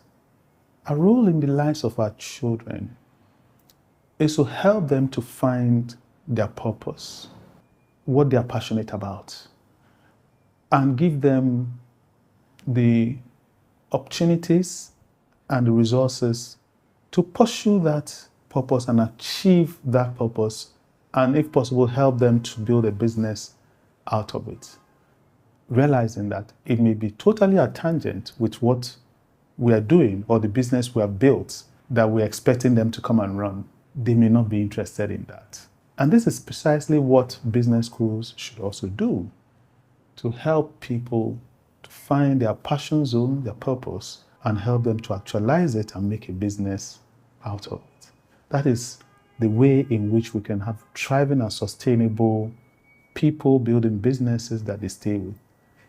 If we force them to do what we want them to do, which they don't have the passion for, at best, they'll be mediocre. No business survives the long run with a mediocre running it. Dr. Agility Obi. My name is Etemere Glover. Naomi, well done, and shout out to Souq News. Shout out to Souq News. I want to encourage everyone to keep watching Souq News. Shout out to Souq News, and yes, tune into them. Keep watching Souq News. They are one in town. Hey, we're watching Souq News. Keep watching Souq News. Keep watching Souq News. Catch them on YouTube and all social media channels. Hey, my name is Frank Edowo, and I'm imploring you. No, forget that. I am forcing you, coercing you to always stay tuned to Souq News for your news requirements. Good morning and welcome to Early Exchange with Blessing Aiche, Femi Ayodele, Sam Oruwoje, and Idahosa Osamanze. It's a national orientation agency. It's, as far as I'm concerned, very ideal and unprofessional. Government says that subsidy is not in oil, and government is not supposed to be paying subsidy in oil. Energy or whatever kind of off-grid solution we will be looking at.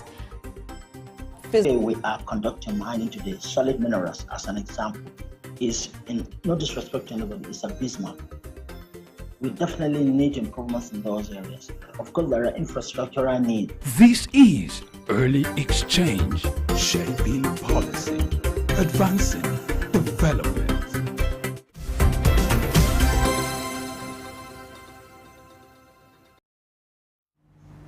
It's good to know you're still with us the first day of the year 2024. We're talking about goal setting.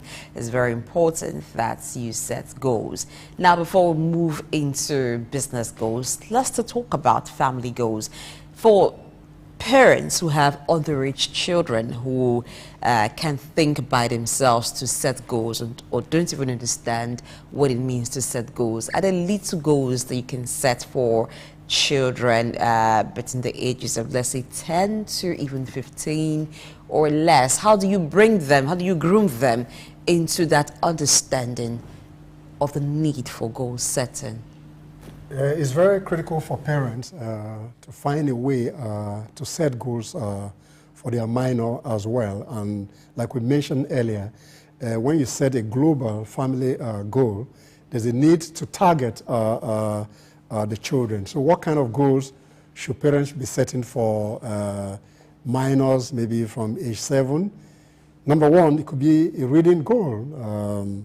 Should be able to give a set of books that those children can read for first quarter of the year to develop their cognitive skills. So that's on the one hand. You equally train them a saving habit culture. So, for example, people give them gifts.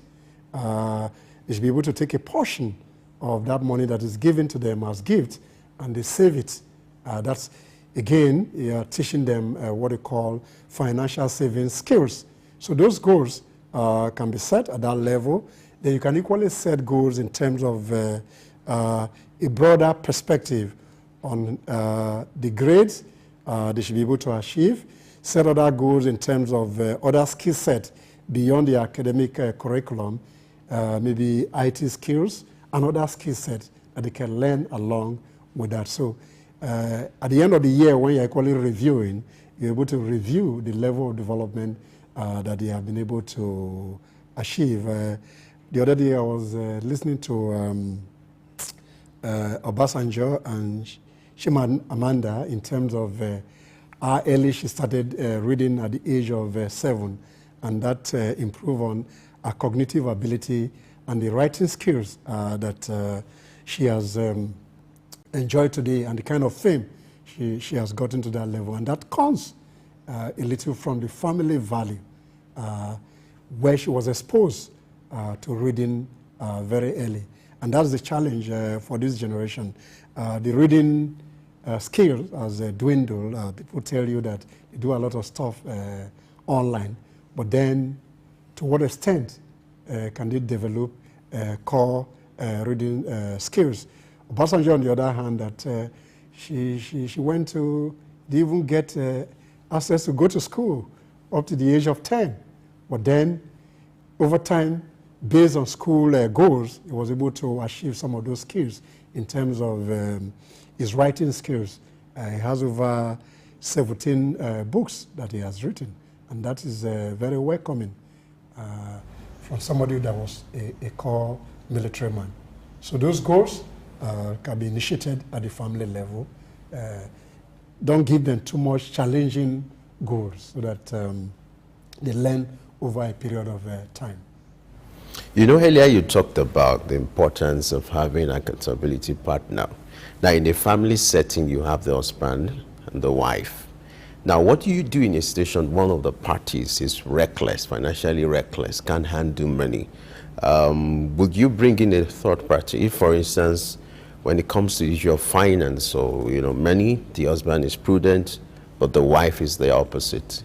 But you're saying that it's important to have an accountability partner now. So at that point, will you bring in an external party, or what can be done to manage that kind of situation where you know that the other party is reckless when it comes to handling money? I think first is communication. One, there's a common goal, even why some people remain reckless in terms of financial discipline.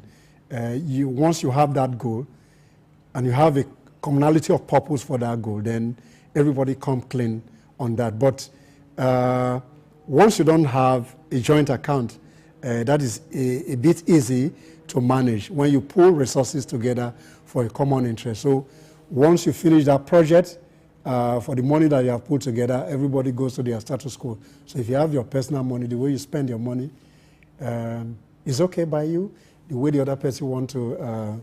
Then another way you can bring some discipline is to see if people spend a certain element, you bring some discipline to bear when there's a need to do certain things. So they have to make up for that differentials for which they say sometimes that can bring some issues. But again, it depends on communication and the way people are resolved at the family level to manage their crisis. All right, let's go into business goals. How is this different from the way personal goals are run? Okay, business goal now is slightly different from the individual goal because is a corporate business goal. So same way you operate at the individual level, that's the way to a very large extent you operate at the corporate level. But then what are the corporate objectives for the year? What are the budget and target for the year? So as you plan as a corporate entity, you must be disciplined, you must stay focused on the strategy, you must be driven by the milestones, the deliverables, people must be accountable, you have a corporate target or a set goal, then you dilute those corporate goals to departmental or divisional goals, to individual goals. So everybody will be accountable based on the kind of targets that you are carrying. But again, this is shaped by leadership. So the philosophy of the business and the business owner or business leader will shape the business goals. So once you have defined the business objective for the year, there's a budget for the year. Whichever department or division that carries the target, they must know what they carry. The individual must have their target, and people will be appraised based on their deliverable on the budget that is made for the year. But then discipline, focus, just at the individual level, is what at the business level that is required as well. For a business firm or a corporate organization, what's the relationship between the corporate vision, the vision statement or the mission statement, and then goal setting? Will you say they go hand in hand or they work differently? They go hand in hand. Every other element come from the vision of the business owner, of the business entity. Then mission. How do you want to achieve those vision?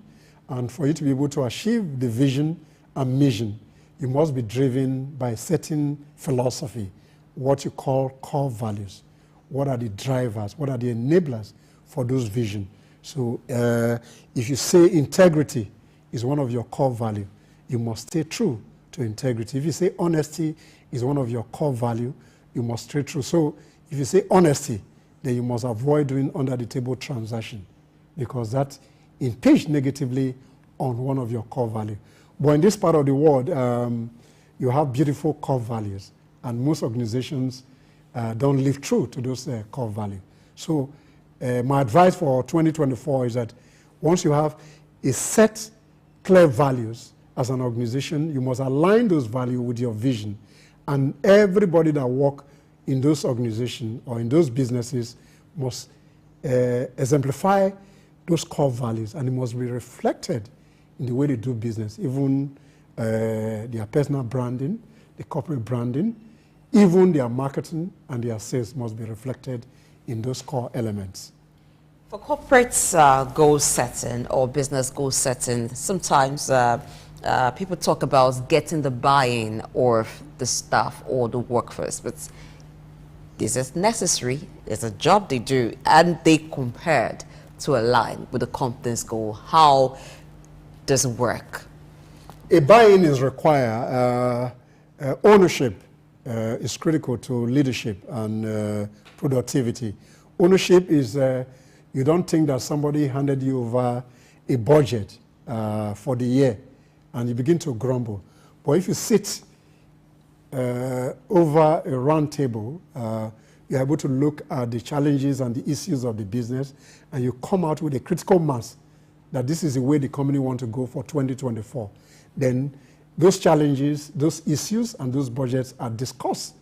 Therefore, you have what you call a buy-in or ownership of the process. So if you are giving me a target of 100 million for 2024 for a particular business, then I'm aware during the strategic session that this is a target I'm going to carry. So I must prioritize, find a way to find to achieve this target in line with the corporate objective, because the business is dependent on its ability to sustain productivity, sustain profitability. Once you don't have that, then there's no business.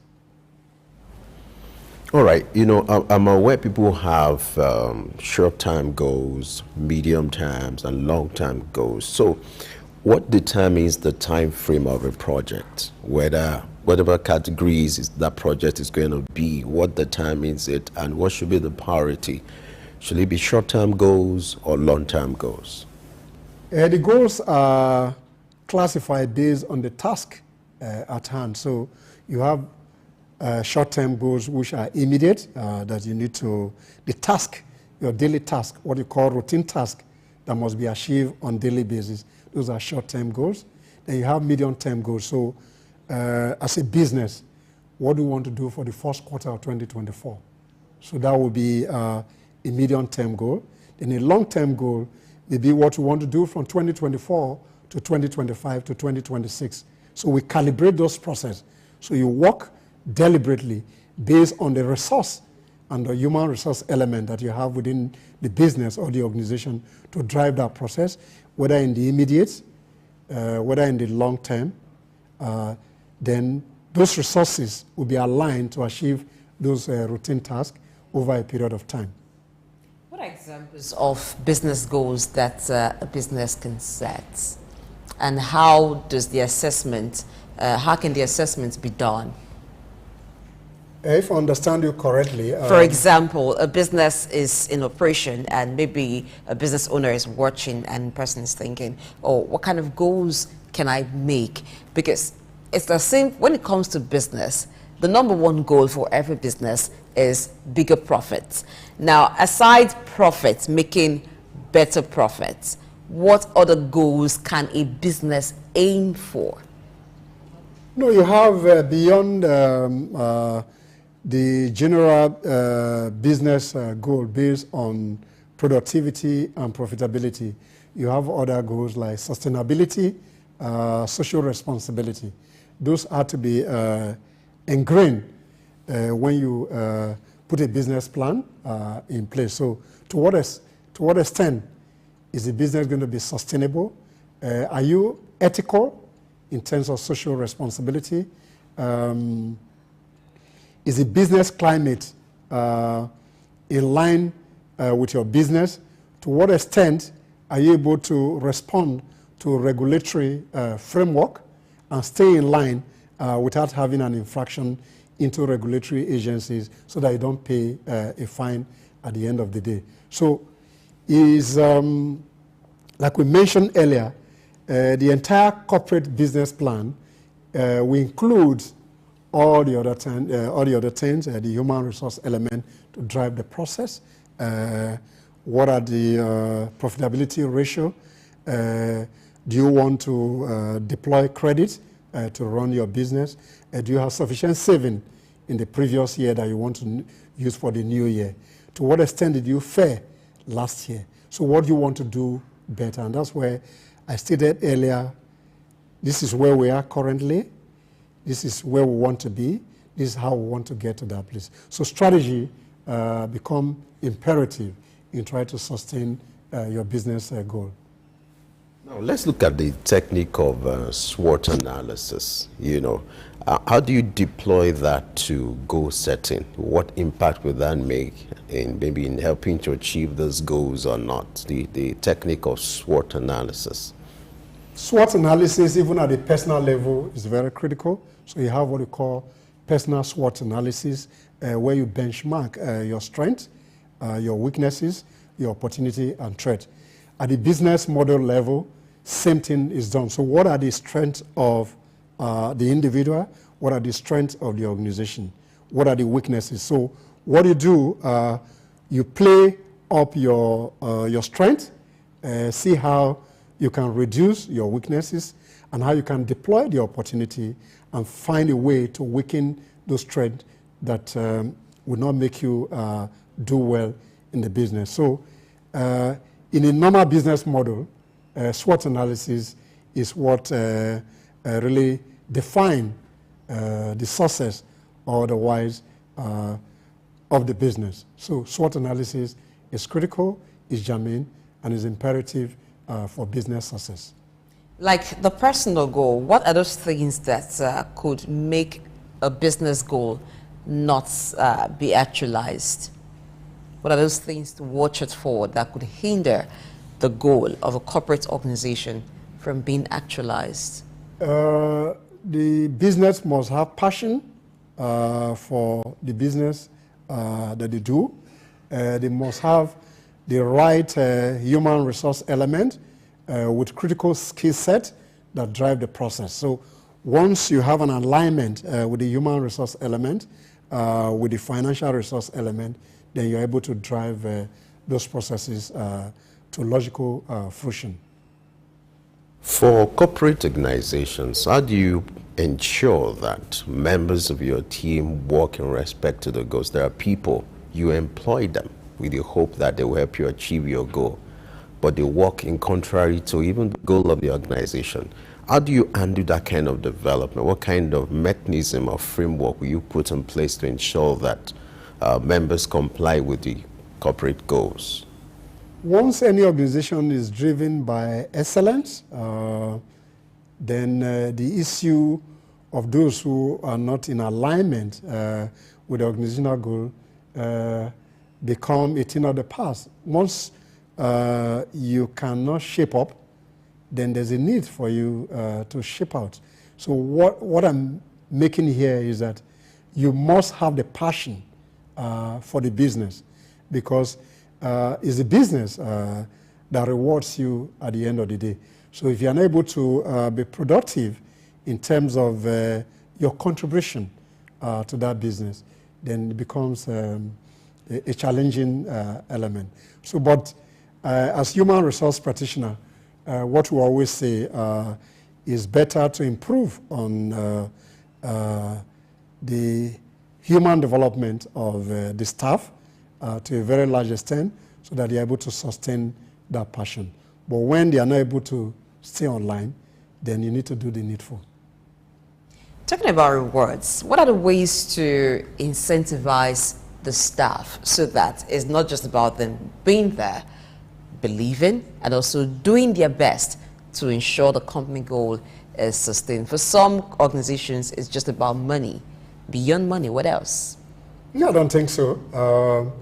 Once you are productive, you're able to add to the bottom line of any organization, you'll be rewarded appropriately. Money is there. There are other non-direct financial variables that a company can reward you with. You can be given a car. For those of you who work in this sector, there are issues of wardrobe allowance. Those are rewards. System. You have learning and development. You're sent on a training to improve yourself. That's what you call merit increase. Even though you may not have achieved the required target, but management feels that your contribution was awesome during the year, then you have some other variable that are added to your money. But what is key is that you must have passion to drive the deliverable, because the life wire of the organization is the deliverable that comes. So once the deliverables are there, the reward systems are sustained. For a corporate organization, how do you create that sense of belonging? You know, it's one thing for the management to set, the organization's goal. It's another thing for the member of the team or members of the team to own it, that sense of belonging. So how do you embed that in the team, whereby they see the goal not just as just corporate, but it's being incorporated to their daily activities? How do you achieve that? We talked about buy-in earlier, so communication is very critical. A flat management system, a clear-cut strategic communication between top management and middle management up to the shop floor must synchronize the process so that everybody has the organizational goal at heart and they're able to deliver the deliverable. Essentially, leadership has a major role to galvanize the staff to work in tandem. So team building And teaming excellence is required for you to be able to have a buy-in. But some staffs are called disengaged staff. No matter the level of investment that you make in them, they still feel disengaged. But once you're able to see that they're not able to add value, like I mentioned earlier, you just need to do the needful. As a wrap up, talking generally about goal setting, now for some persons, they began the year on a very rocky note because of maybe how the 2023 was for them. And so as we talk about goal setting, it's sounding as if what are they talking about? Now, how can one pick themselves up and get to the point where they begin to set goals? If a person has had a terrible year, the preceding year was terrible. Now, how do they transit from that point to the point where they can now sit to make goals? And then when they eventually start to make goals, should it be baby step? What should be the way forward? One of the major issues in essential living is called challenge. Challenge will always be there. But what is important is your ability to rise above challenges. So 2023 may have been a difficult year. In spite of those challenges, we're able to pull through. So in the new year, what we need to do as an organization, as an individual, is to look at those challenges that confronted us in 2023. To what extent can we surmount these challenges?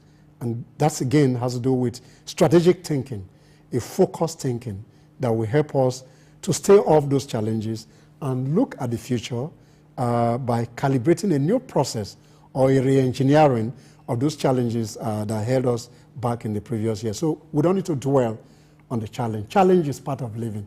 Even that propels some people to success. So challenge, we should not be overwhelmed by challenges. They will come. To what extent can we surmount those challenges? So going forward for 2024, as individual at corporate level, let's go back to our drawing tables or drawing board to see where we did very well last year. We take those lessons, then those challenges, we'll find a way to dissect them through a proper surgery, and so that we can move forward for 2024.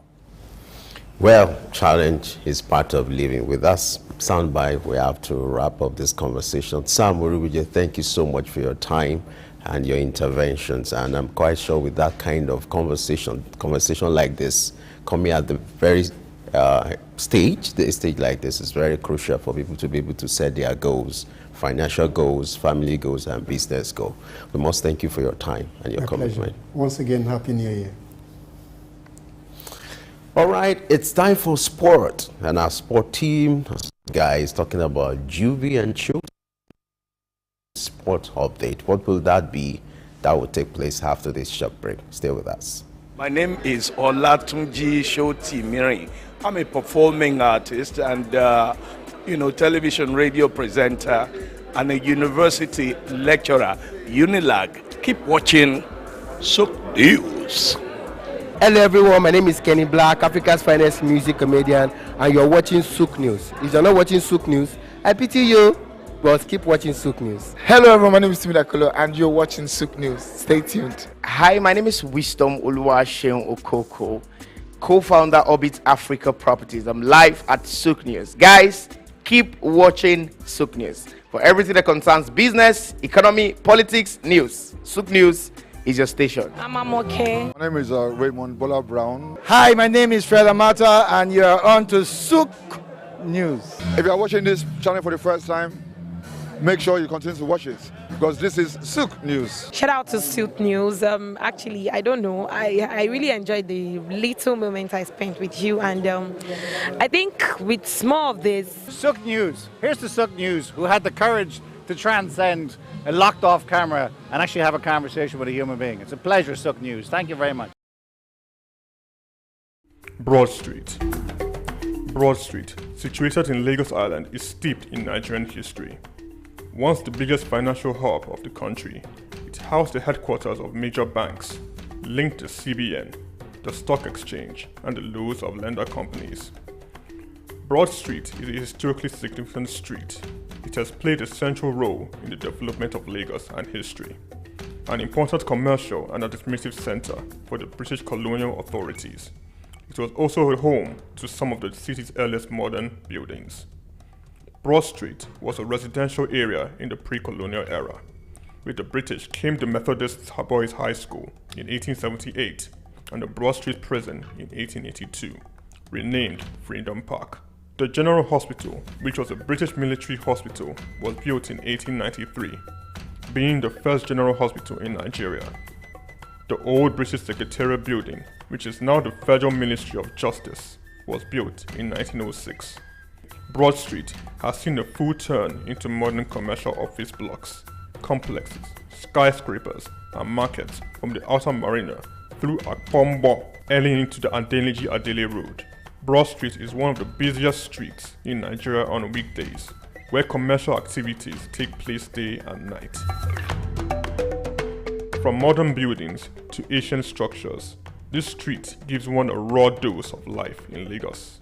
Broad Street is often referred to as Lagos Financial District. It boasts a mix of architectural styles, reflecting its long history, colonial-era buildings, Victorian and Edwardian architectural features, alongside more modern skyscrapers and structures. Broad Street remains a vital, vibrant part of the Nigerian economy. Broad Street. Souq Enlightenment. Good morning and welcome to Early Exchange with Blessing Eiche, Femi Ayodele, Sam Oruoje, and Idahosa Osamanze. It's a national orientation agency. It's, as far as I'm concerned, very idle and unprofessional. If government says that subsidy is not in oil and government is not supposed to be paying subsidy in oil, energy or whatever kind of oil-grid solution we will be looking at. Today we are conducting mining today. Solid minerals, as an example, is, in no disrespect to anybody, it's abysmal. We definitely need improvements in those areas. Of course, there are infrastructural needs. This is Early Exchange, shaping policy, advancing development.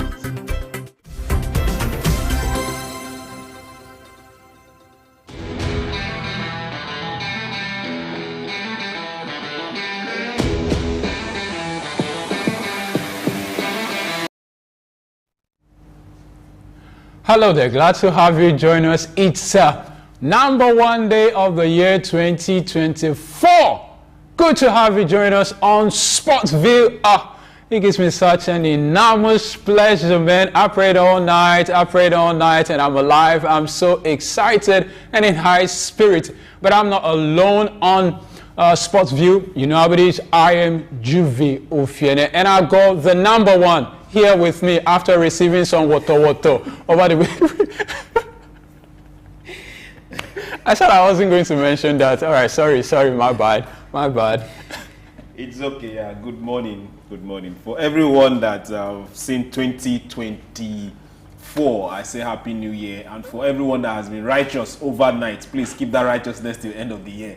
We don't want your goodness to start just the first day. Let it run all through. Welcome, and my name is Souq. All right. And so, for those who don't know, today is our GM's birthday, right?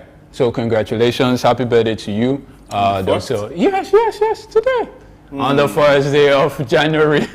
His parents give birth to him. Dr. Idahosa Osamanze. Yeah, we stole it from the other team. Well, they were sleeping on that. Congratulations, happy birthday to you, sir. Many more years in health, in wealth, and plenty peace of mind. Yes, if you're giving birth on a day like this, you were obviously planned for. So, well calculated. So I don't want to talk about that right now. My mind is playing. Okay.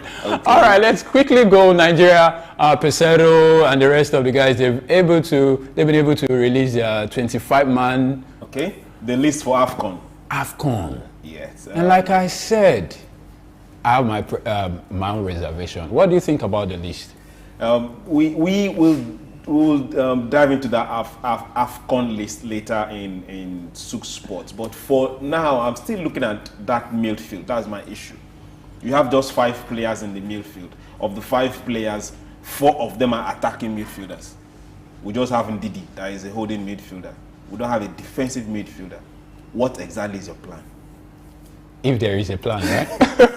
and speaking of, again, we have just one supposedly home-based player, and it's not even one major stuff, a goalie. Yeah, but the boy is good. But will he see the light of day? I mean, the matches. Well, going against the foreign goalkeepers. Let's see what happens. Our minds are open to see what Posera is going to do, and we have 9 defenders, right? Yeah. Then 8 attackers. Am I right? And 3 goalkeepers. Then going back to that same midfield, 5 midfielders. What? I still don't know. What does he want to pack a bus? For me, what really got me worried was you brought someone from Cyprus, and there was like in the Nigeria local league, not an attacker. We could not get any attacker. Of all the boys that have been scoring the highest goals in the last 3 seasons. Cyprus. What are they playing in Cyprus? I remember that we had one Mba that saved us some years back. Yeah. From the local league. Now he was saying in the last 7 outings we've had, in the last 6 ones we've been able to. I mean, the only time we brought the local guys, 2013, we won. And the last time we won before that was 1994. So we're bringing, for me, do these guys really do they have that thing like they want to fight for this? Because at the end of the day, they go back to their clubs and they're okay. They just, okay, farewell to the Nigerian. For me, do you think these guys have got the fight in them? This is Africa. This is when you meet Cote d'Ivoire, when you meet Senegal, when you meet Cameroon. These guys are Olembe, the Olembes. You remember the Olembes? Yeah, the pounded plantain eating players. Do you think these white boys, permit me to, can they stand the heat? It's Nations Cup, and we know that our local players, those that play in our local league, let me not call them local players, those that play in our local league, they come with the hunger, they come with the fight. They want a place in the team and they want to prove themselves. And they are not scared of anybody's feet. So I think that infusion is what we really need. Yeah. Even if it's 2 that can get into the team and make everybody sit up. But now we just have 1 keeper. I hope he sees the net. I hope so too, man. Leaving the AFCON, let's go to where the money's at. Ferrari. Yes. Formula 1. I mean, Ferrari is doing well. 3.9 billion. That's what they're worth right now. Followed closely by Mercedes with 3.8. I mean, imagine. It's more like we can overtake you. Yeah. No one for years. Mercedes has always been the winning for a very long time, and now the competitors. That's why competition is good. I mean, people are selling stakes. I mean, Forbes. The last time they were valued in 2019, they were around 500 million. Right now, $3.9 billion. Sports is business. I mean, it's cool money. I don't want. We cannot overemphasize the fact that if we could do the same good job right here in this country with the number of people we've got here, and the fact that we could have foreign direct investment in our sporting activities, I think Nigeria we could even forget about oil for a while and just make some money around sport, just like Saudi Arabia, I mean Dubai and the rest of them are doing right now. Saudi Arabia is a gold mine right now. That's the next gold mine. Africa needs to look up. Africa needs to see potentials in. We have everything. We still do the Paris, Senegal, Dakar rally. Yeah. So on our own side now, on our side of that rally, how have we tried to transform it to be very profitable to Africa, to the country, to the continent? Then who is taking that initiative to privatize these things? We were talking last week, NBA has recently, we'll talk about that later too in Souq Sports. NBA has appointed a president for NBA on African affairs. Imagine an African. They are coming here to take our own money. No, we will give it again because we don't seem to do the thinking ourselves. So when someone else presents something good, we just buy into it, especially when it's foreign. We just say, these guys, well, they've been thinking. So what happens to us? I hope we're thinking, man. Mercedes and Ferrari, they're doing good. I mean, the percentage, 274% rise in their stake. I mean, man, that's crazy. It's less than a year. Claudio Echeverri, 17-year-old. I mean, see, what really got me angry is the fact that these guys, Man City is going back to River Plate again. After they got someone. It's called harvest. They have scouts that are working. They have people that have got their brains screwed on, and they are working. 17-year-old. Yes. He's got some 25 million euros. I mean, that's like $28 million. 6-year deal. 17-year-old. For 1 year, you still be at River Plate. I mean, I'm saying 17-year-old. Don't you have 17-year-old? I mean, funnily in Nigeria, you still be saying, let him write WAEC. Let him write WAEC. Who WAEC help right now? Juvi, I'm not serious. Education is very important. It's very important. I'm not saying it's not. I'm only saying, man, with the mix. It's more of who is scouting. Where are the academies? I don't know if you understand. Where are the academies? Who is following up on this talent? Who is following up on these boys? They are littered everywhere across this country. And for Brazil, it's a business. It's a national business. They see it, yes, they see it like that. All those Brazil, Argentina, all those Paraguay, Chile, all those guys. In their budget, part of their budget is funded by football money. But FIFA is giving Nigeria like $8 million now. What is $8 million? They give that to every federation. And that's what I'm saying. What do we do with our own? For a start, $8 million. They give that to every federation. 8 million is nothing. I said, what do 8 million is nothing. Juvi is nothing. Let's invest it in table tennis. Juvi, 8 million is nothing. Dollars. Yes. Not naira. Is nothing. Compared to sports business and how much a player makes a year, 8 million is nothing. Let's take it's FIFA. I hope you know. They give that to every federation. Yeah, 211. What? We budgeted 1.04. Juvi, don't go there, Juvi. My concern has been Nigeria. We used to export talents. I mean, in 1980, the Odegbamis and majority of them were playing in the local league.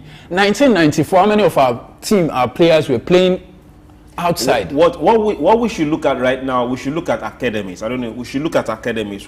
People talk about major league grassroots football.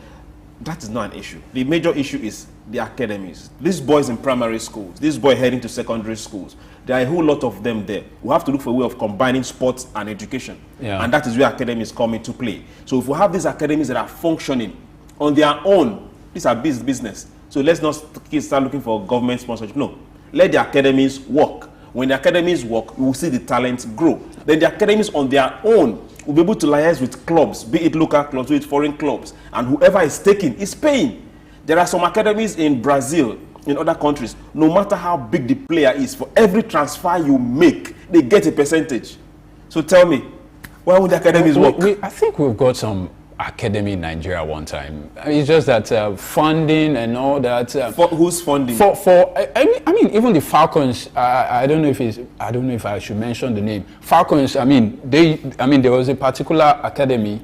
What is his name now? He's late now. He used to have the girls. Keshi?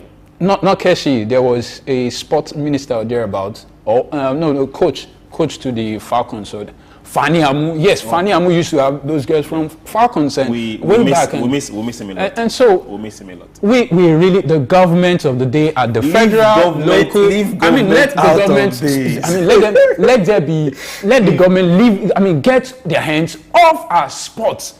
Get your hands off sport, because there is government interference. Well, I mean, we were saying, what is what's his name? Your friend Ahmed Musa. What is he still doing in that list? What is Ahmed Musa? No. What is Ahmed Musa doing in that list? Ahmed Musa is a player. Yes. Where is he playing right now? Where is he playing his trade? He's playing in Turkey. Where? Turkey, Nigeria. Yes. Where is Turkey? And we need experience in that team. What experience? Man, it's the first day of the year. Let's go to EPL. Let's go. You're being nice. EPL, man. we have to wrap it up. Right now, my producer is staring down, and we'll have to wrap up. We'll continue later in the afternoon on Souq Sport. I don't want to say anything right now. I know the beautiful lady and the fine young man on the other side are already staring down. I can see you, but that's the much we can take this morning. Lovers of sports, do join us tomorrow. We'll come right live again, and I'm going to do some whipping around for the EPL teams and all that. I love you. It's the first day of the year. Make sure you set your goals and work towards achieving it. I am Juvi Ufiene. Yeah, my name is Souq. See you at 1 for Souq Sports.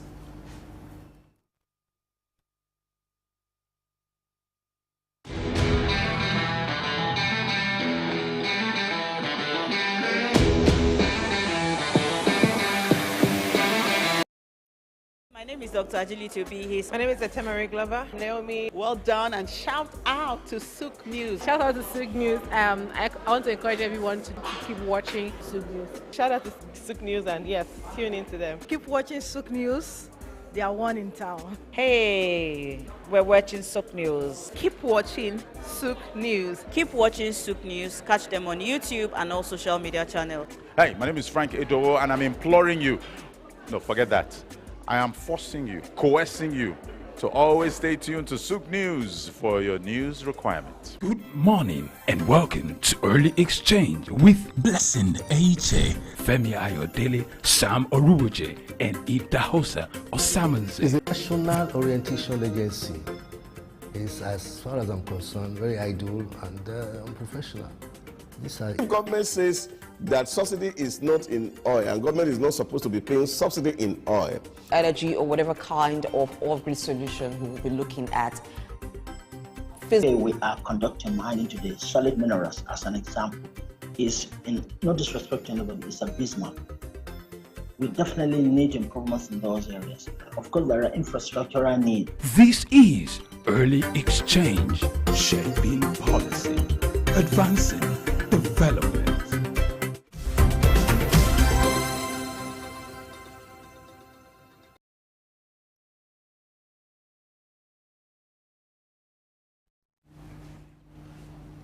Well, thank you so much for being a part of the first edition of Early Exchange in the year 2024.